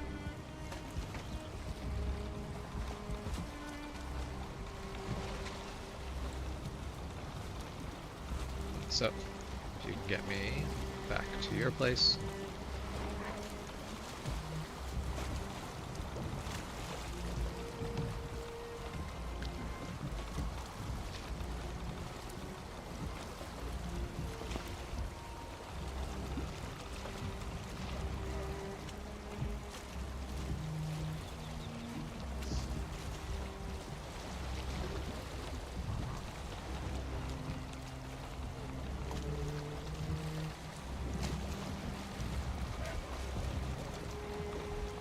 So, definitely the Mercedes vans. Like, and that's one of the things of out here, people really see Mercedes as a luxury brand. It's like out in Europe, they Mercedes does everything. Mercedes is not a luxury brand. It's just like basically, in a lot of ways, Mercedes is kind of like the Ford of Europe. I feel like that's. I've never thought of it that way, and it's honestly more true than I've considered before. I think he's still attached. Yep. Poor little lad's doing his best.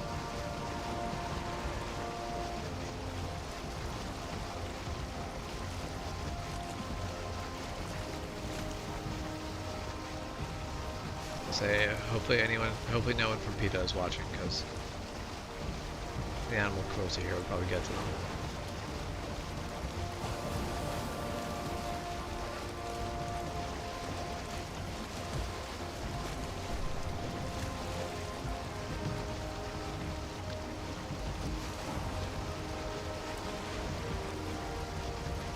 Yeah, no, if I were to buy a full-size truck, I would probably get an F-150 over everything else. Well, like, honestly, if I was to get a truck and it wasn't an F-150, it would be an F-250. Somewhere where there's a gate so I can walk it through a gate. So I can't walk it up onto the dock.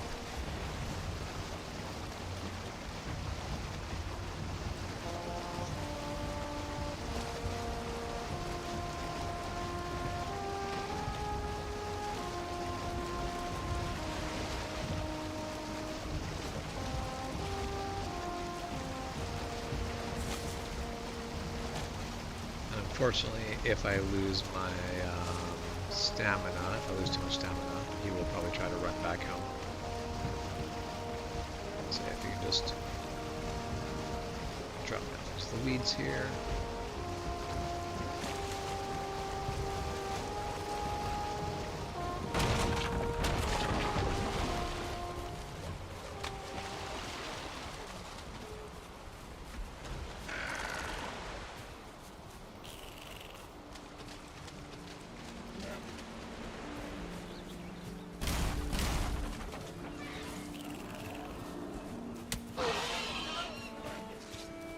Okay.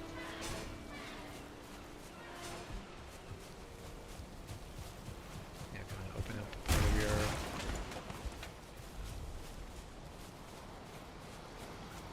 Probably.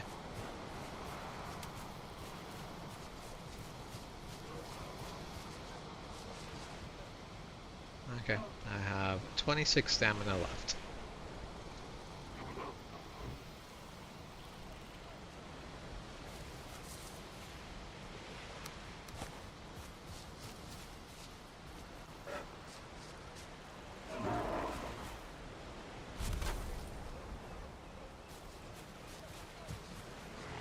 Okay, so now I have a 1-star boar.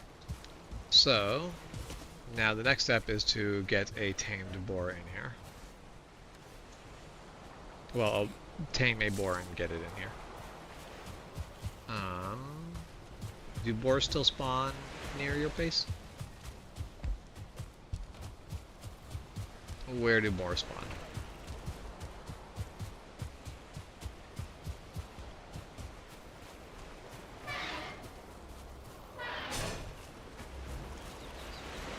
Okay.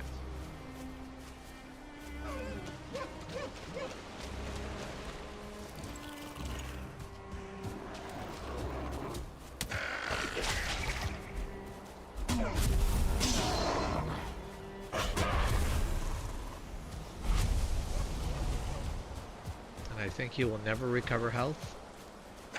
But when he reproduces, then you can just slaughter him and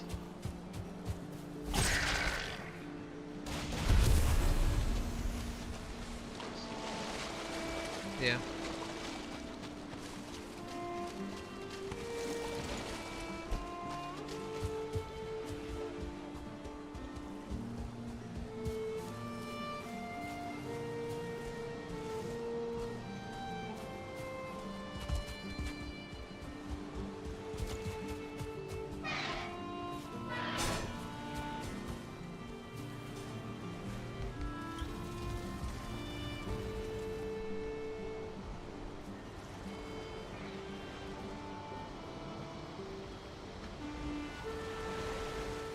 Yeah, Rocket. So, in like in North America, Mercedes are considered a wealthy, basically a luxury vehicle, a vehicle for luxury or for wealthy people. But in Europe, not so much. Like that's most of our customers who aren't either pretending to be very wealthy or just very wealthy. Um, they're Europeans. They came out here and they were like, I want a trusted brand. And they went out and they bought a Mercedes. And that's just a, sort of the thing of where it's like, yeah, like in their head, they just go, this is a reliable brand. Where people who grew up here go, oh, that's a luxury brand.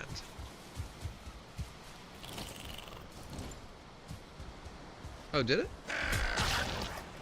Okay. I don't think they used to. That must be new. I could also be wrong, but...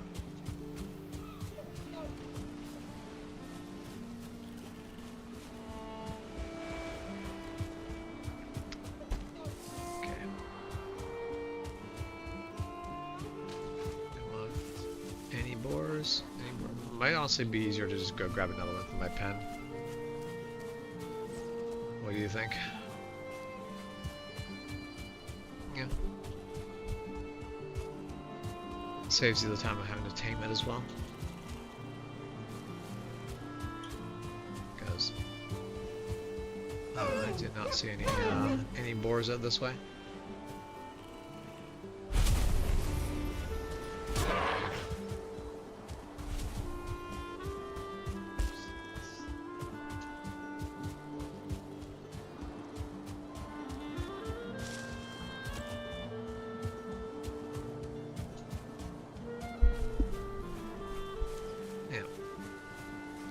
Either way, I have not seen a boar. Okay.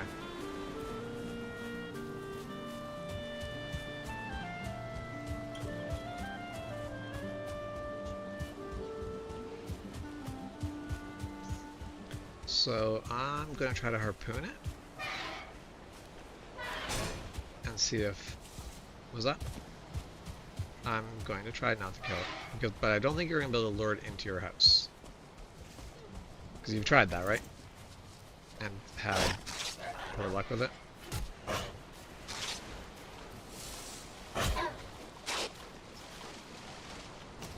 Yeah. Okay. Yeah. I'll come back, my mighty lad. There. Okay. He is harpooned. So now I should be able to pull him through the gate.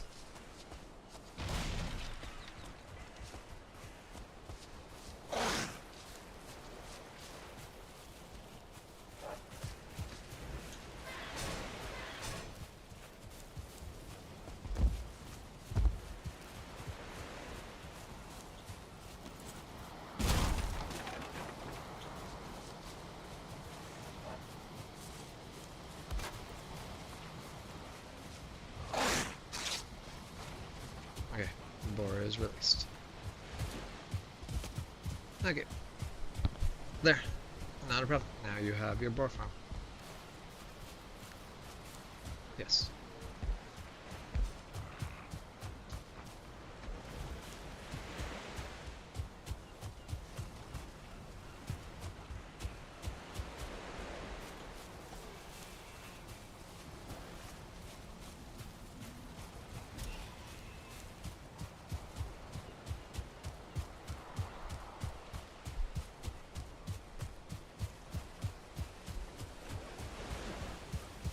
Okay.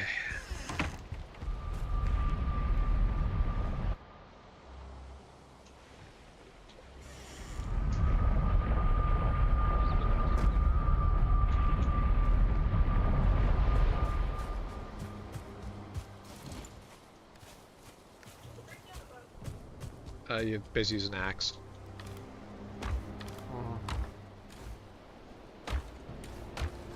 Yes, it is.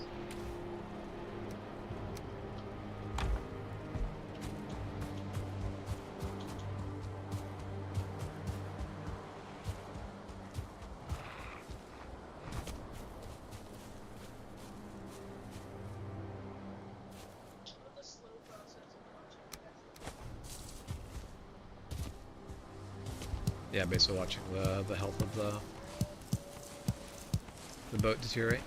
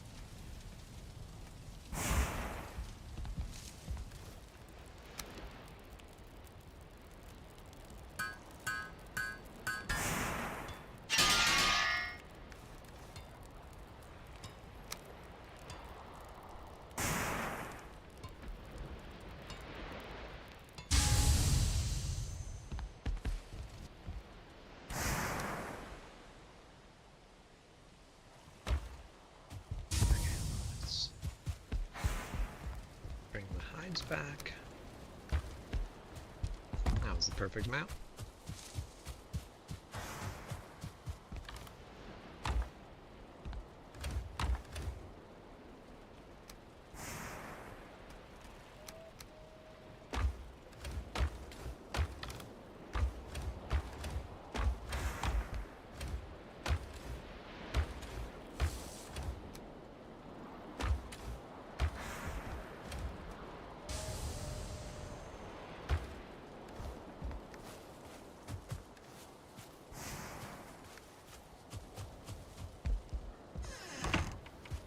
Okay, gonna go get Maris bonus.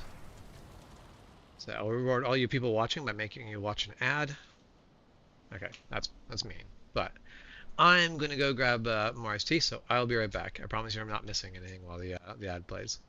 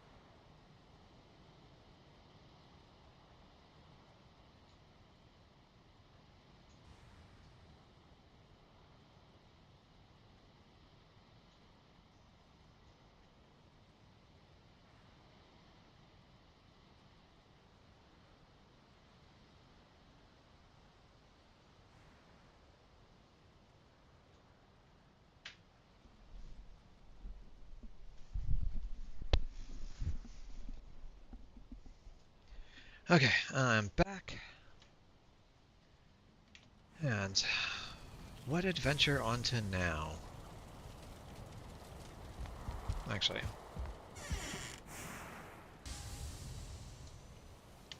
what are you up to? Okay. Do you want to sleep through the night or? Alright.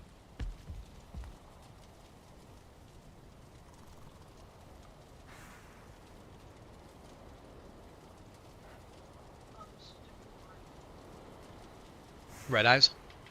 Is that what you saw? Oh.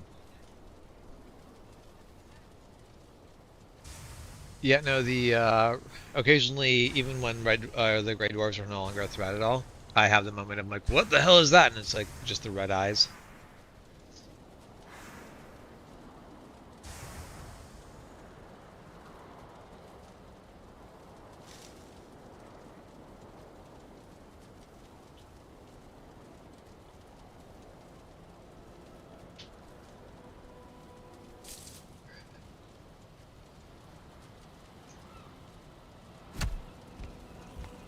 Okay, I should not punch my bed. Right. There's not actually a workbench within range. Okay. Let's put away the harpoon.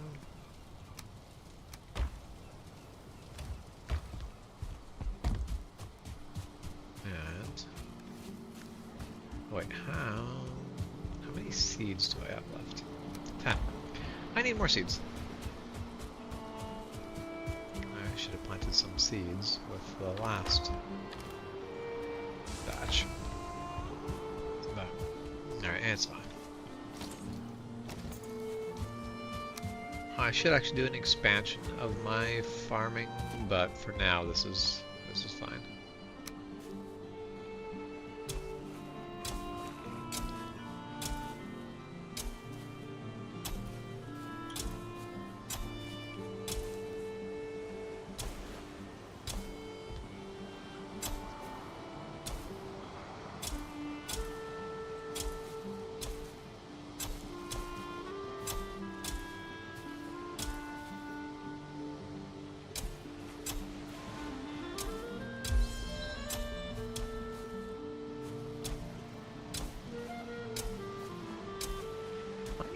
Go and dig through that swamp. I still haven't found any turnips.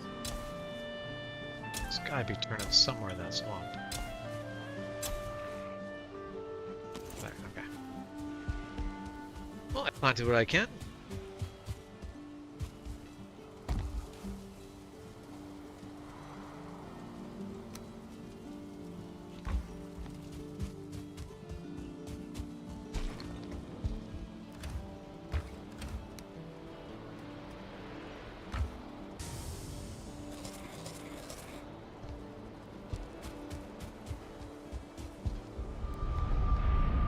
Through it I go.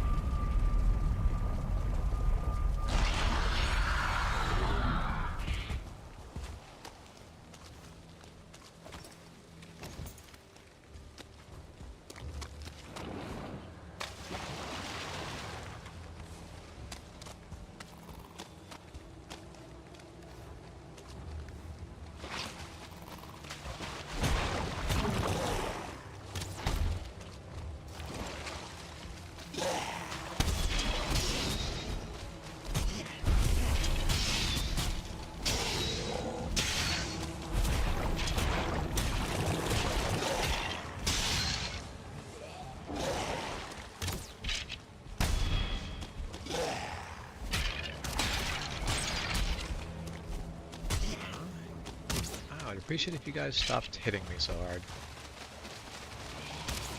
I suspect that might not work for them well. Now.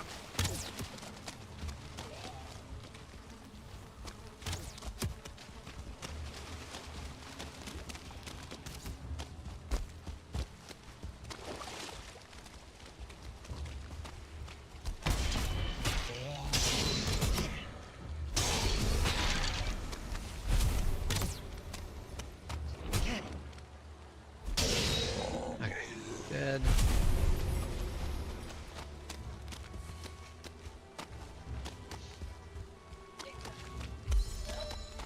I am running back to the portal, but it's gonna be a little bit before I get there.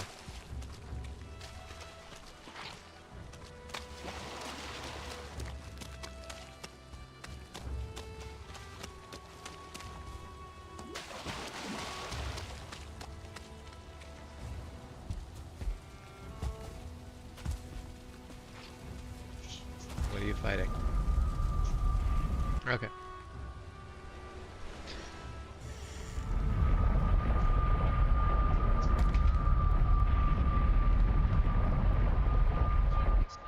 They...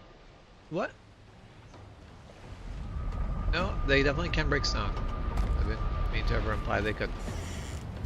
But they can't, like... Basically, they have to break the stone to be able to get over it.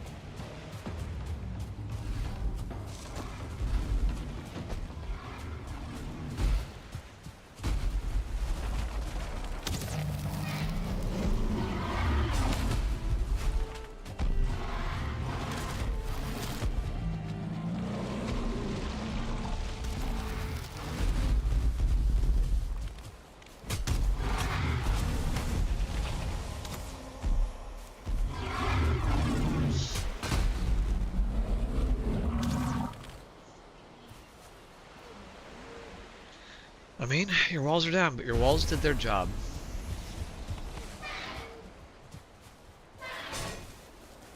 Yep.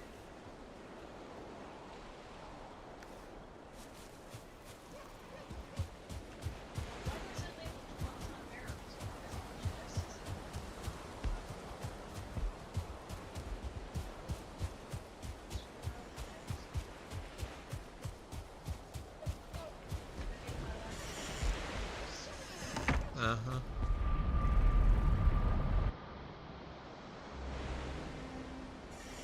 You are allowed to be salty.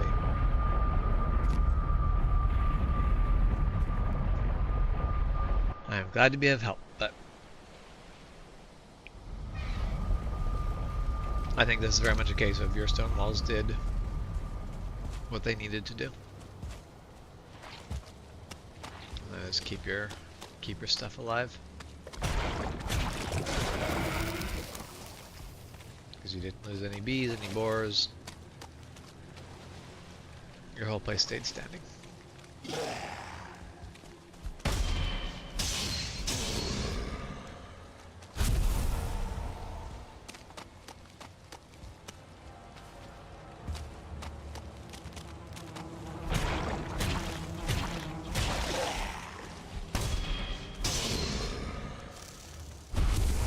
That's where, while my base is kind of, in a lot of ways, absurdly large, the fact that it is so large means that enemies can't spawn anywhere in that radius. So, my base is pretty good along that road. That's also why my walls are always too thick. Because that way anything attacking it has to go through all of it.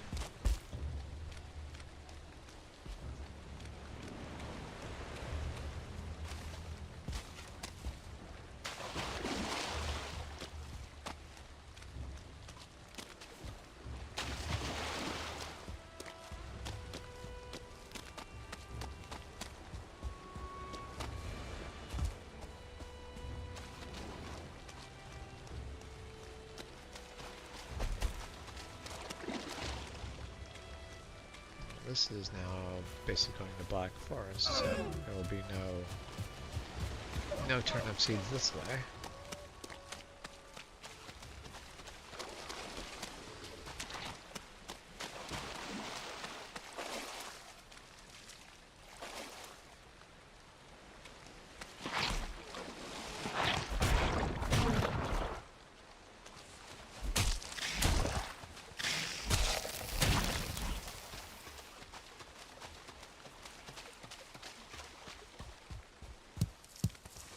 Onion seed, or turnip seeds.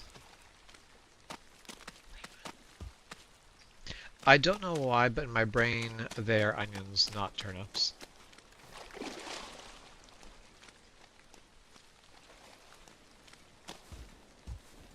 Because at some point my brain went, yes, the swamp has onions, and that is just the only answer my brain is willing to accept of now. They must be onions. Because my brain said so once.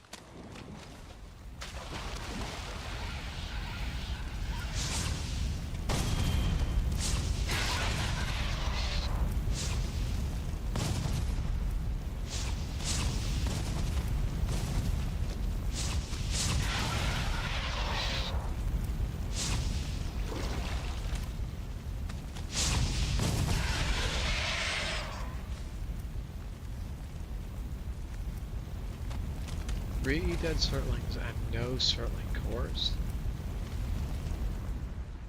That seems abnormal.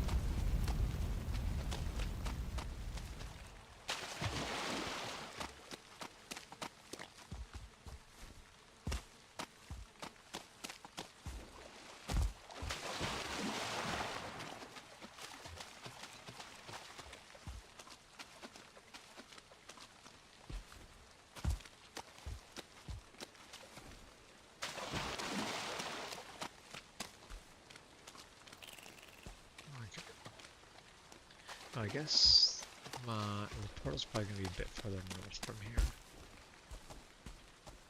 I didn't mark it, so I actually don't know where it is, but in theory I kind of know where it has to be. Yeah, right there.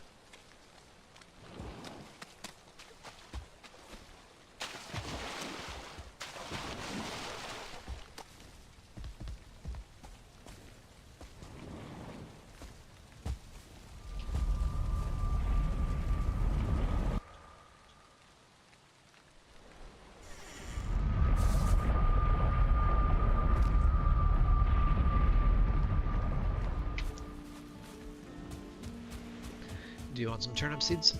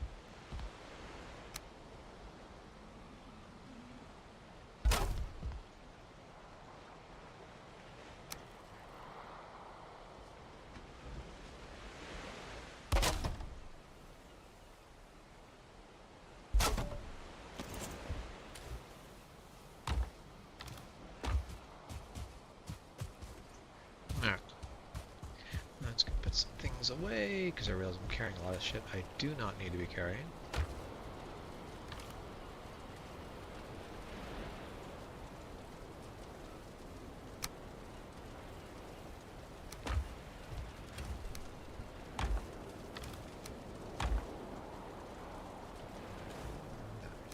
Let's grab.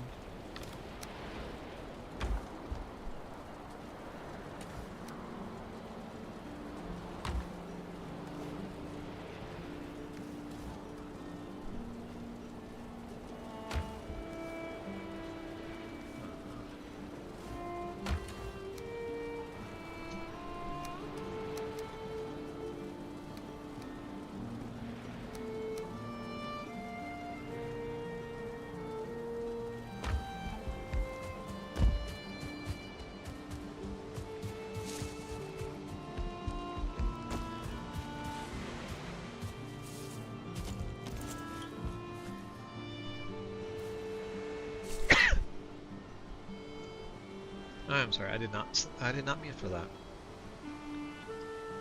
Hope I didn't blow anyone's headphones off their ears.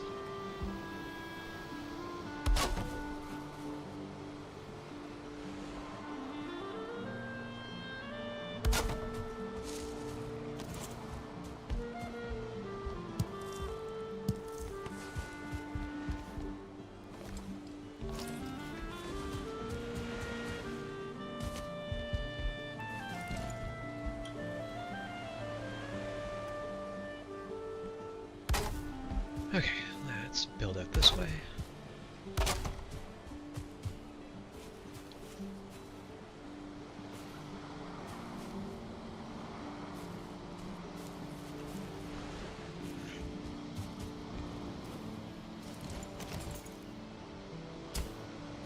Oh, I'm glad your ears are alright.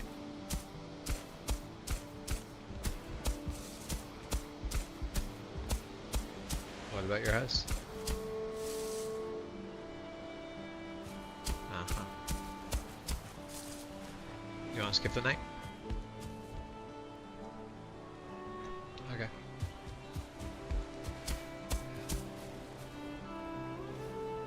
No, it is I find it easier to work during the day on construction. I don't need the night skipped. This was a...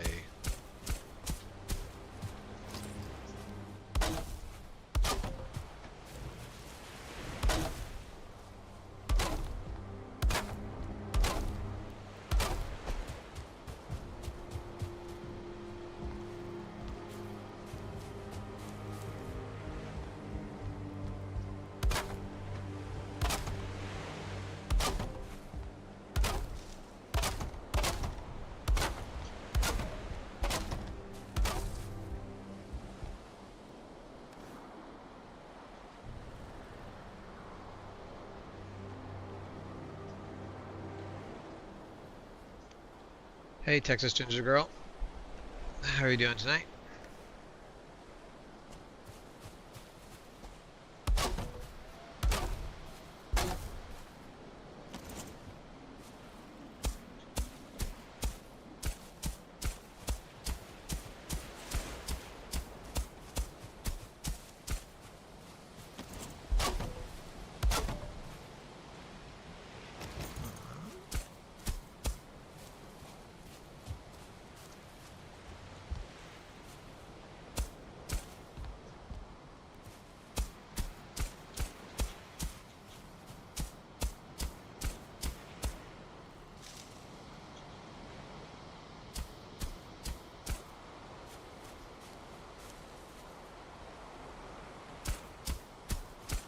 I am doing good over here. Trash is struggling a little bit. Trolls attacked their house and they now have to rebuild.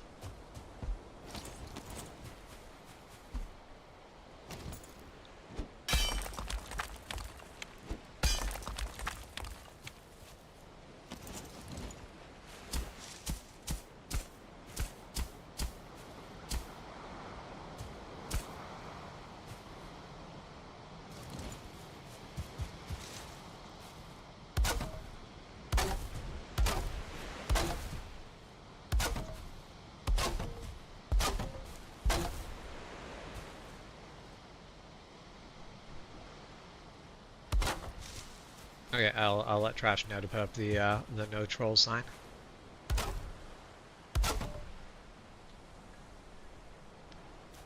What, you don't think Shep's suggestion will be helpful?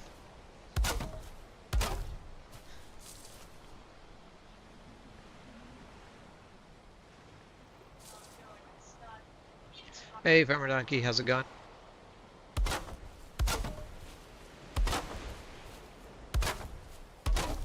I don't know if you heard the doubts, Shep, but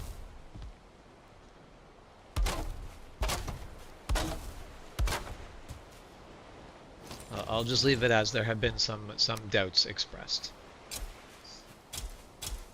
I'm leaving it as some doubts have been expressed.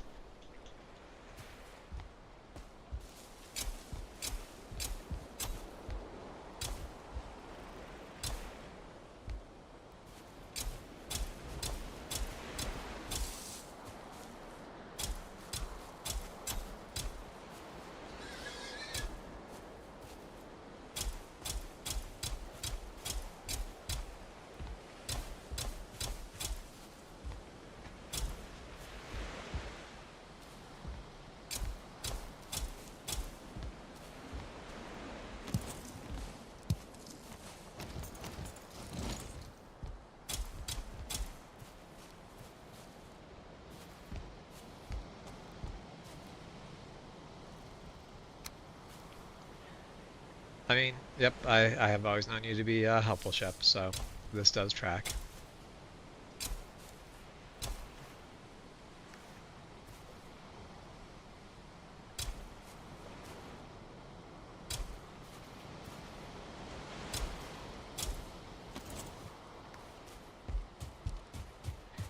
Do you want a seed delivery?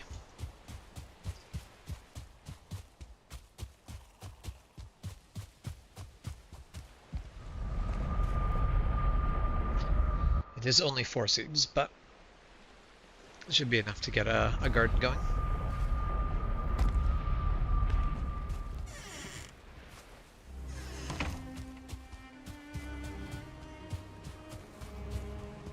You want me to just plant them?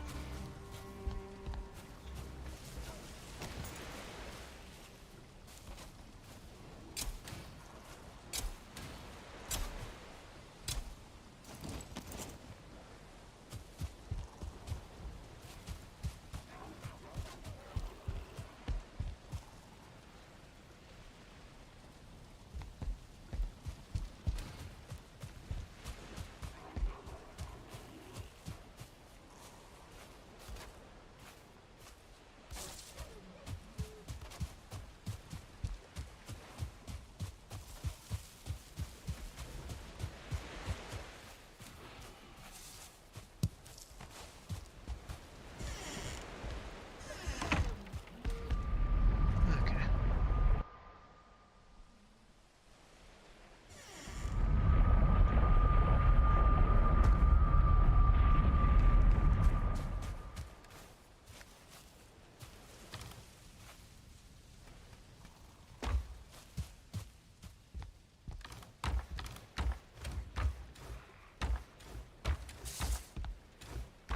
So I'm wondering if turnips can be eaten.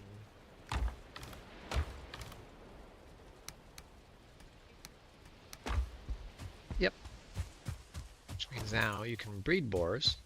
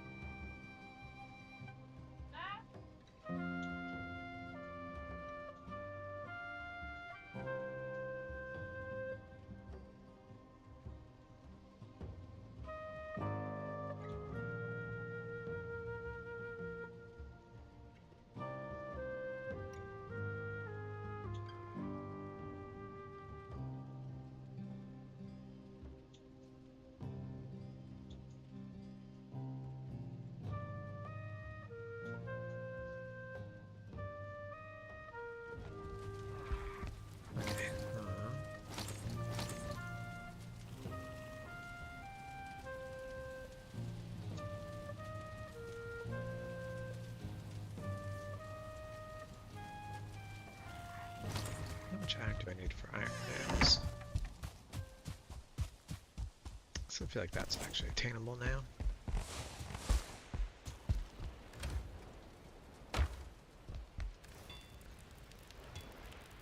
Iron nails are... Okay, where are iron nails? I know I can make iron nails. They only take iron, I'm pretty sure.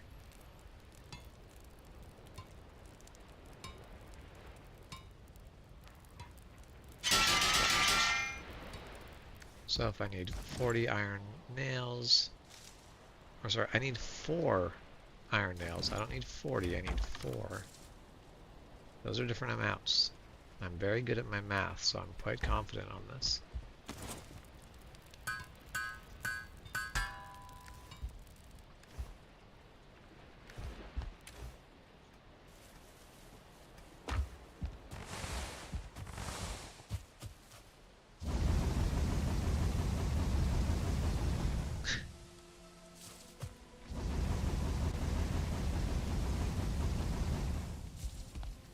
That is the hunt for a 2-star wolf to be able to tame it and have yourself a wolf pack is probably one of the most difficult and also most rewarding things I have done in Valheim. You can tame wolves. What do you mean, oh shit?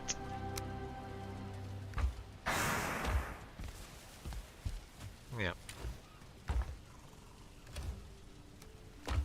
It is great. It is also sometimes a struggle, but it is great.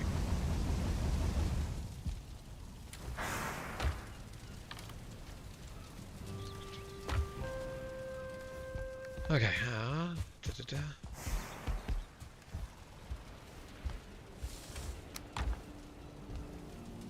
No. So you might have to do it.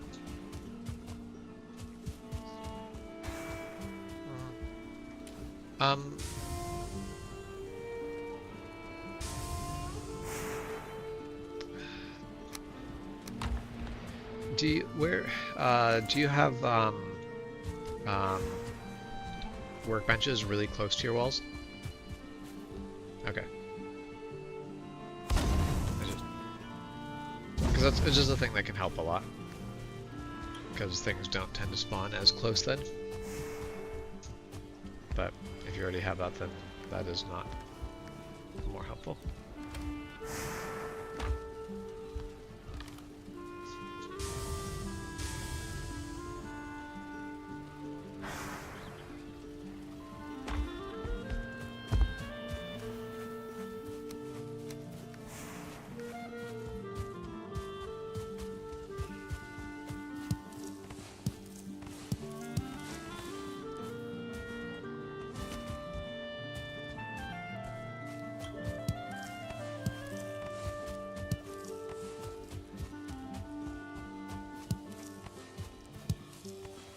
What are you talking about?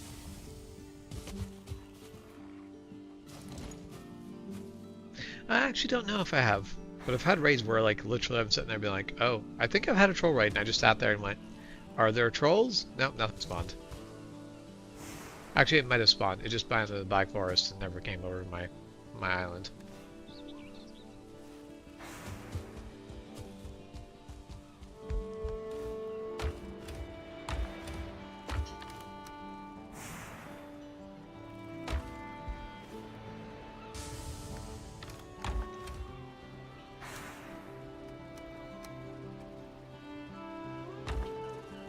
I have to say, I am quite happy with how my island has turned out. So it was, I did not feel like doing the struggle of that land.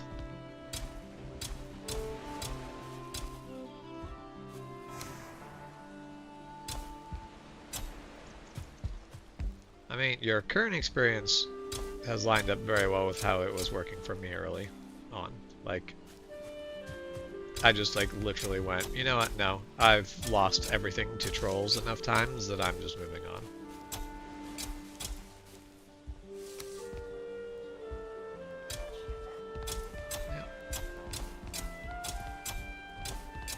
I am pretty sure that if you just basically built a perimeter wall farther out and then put workbenches on the inside of that, things just wouldn't spawn. Okay.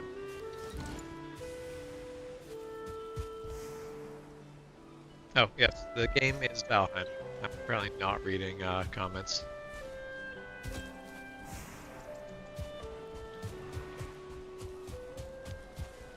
Yeah.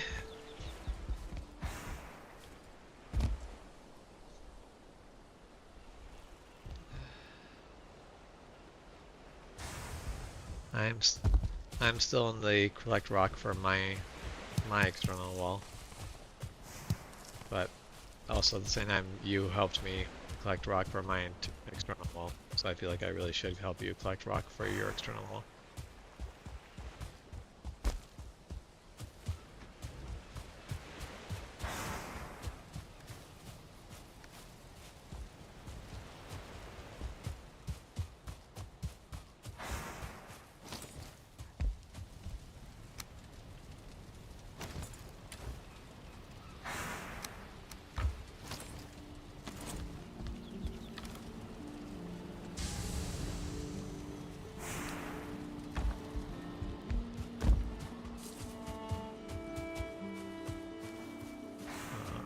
Need to build a workbench nearby enough.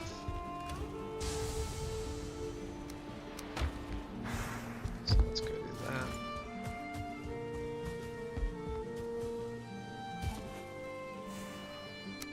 I don't actually have a good answer for that. I don't know.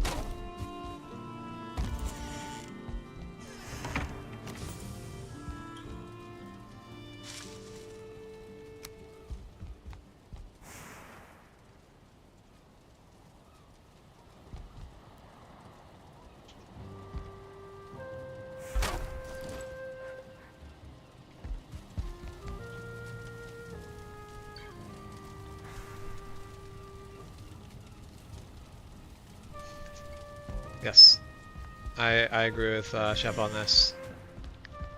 There's a lot of cool parts of Valheim. The absolute best is very, very simple, and it is the fact that the bees are happy. It's very important that the bees are happy. Also, second to that is Boar loves me. Or, hold on, somewhere. Oh, hold on. Did I murder my boar?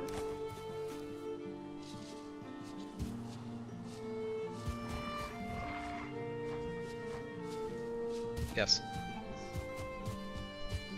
Yes, you will be loved by wolves. That is how that works.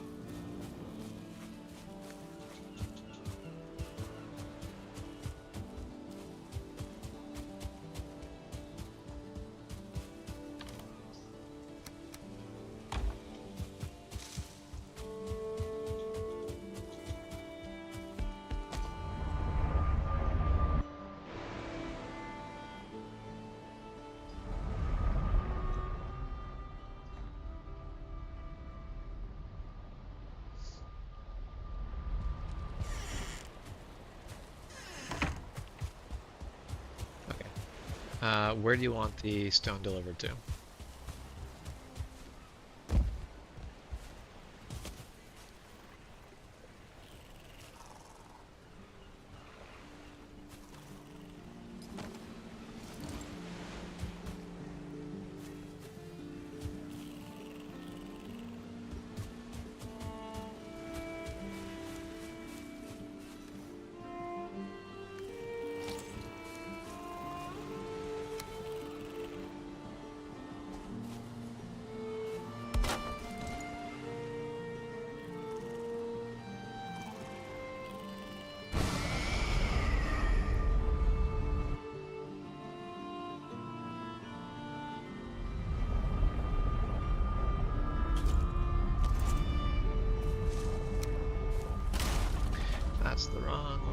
operations. There. That's the correct order of operations.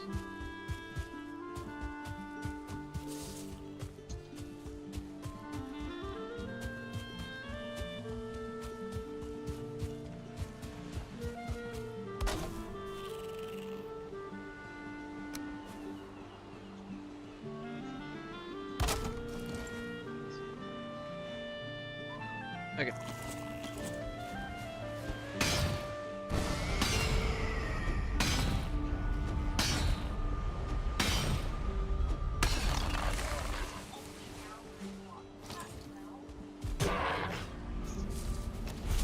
Time is always confusing. It's just the way it works.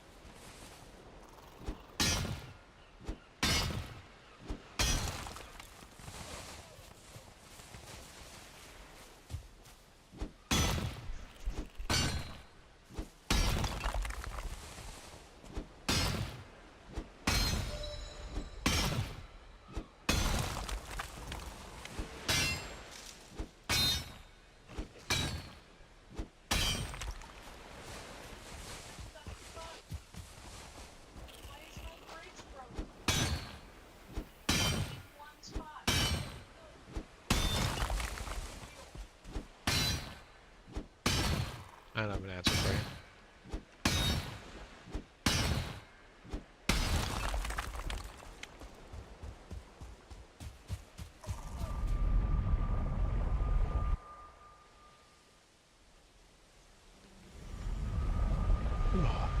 Okay.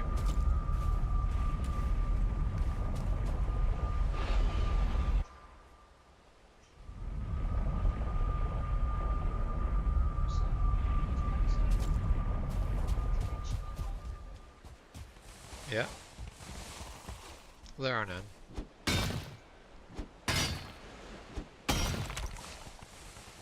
No, I don't think so. We have not requested their presence with sufficient notice.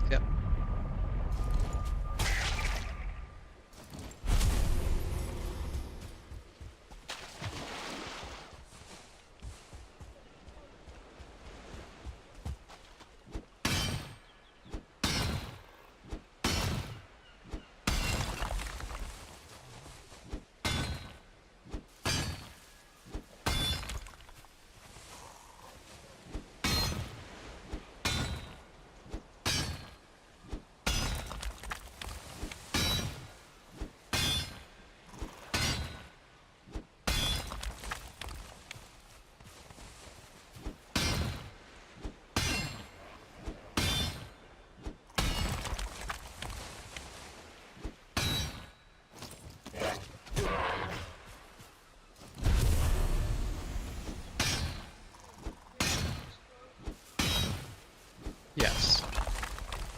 They sit on the surface of the water. And they should be possible to grab them without having to go down into your bridge. Don't worry about it.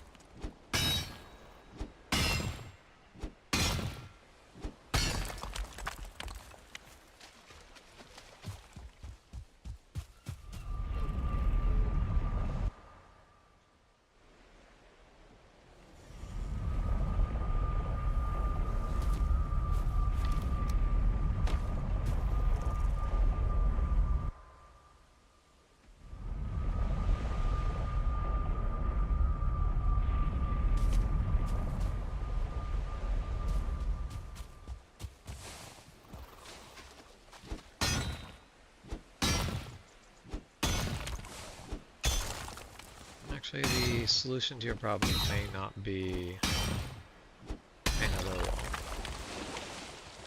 It might be a ditch.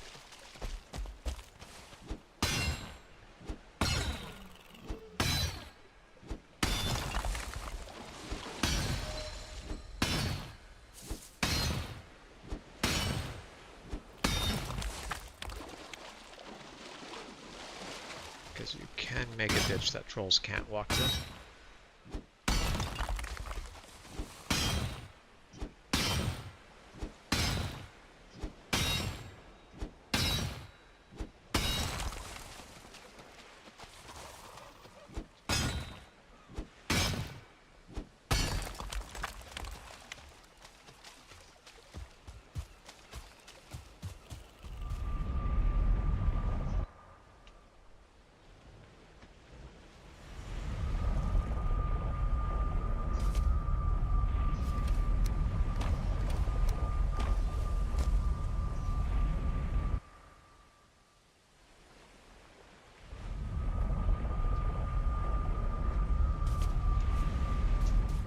Okay.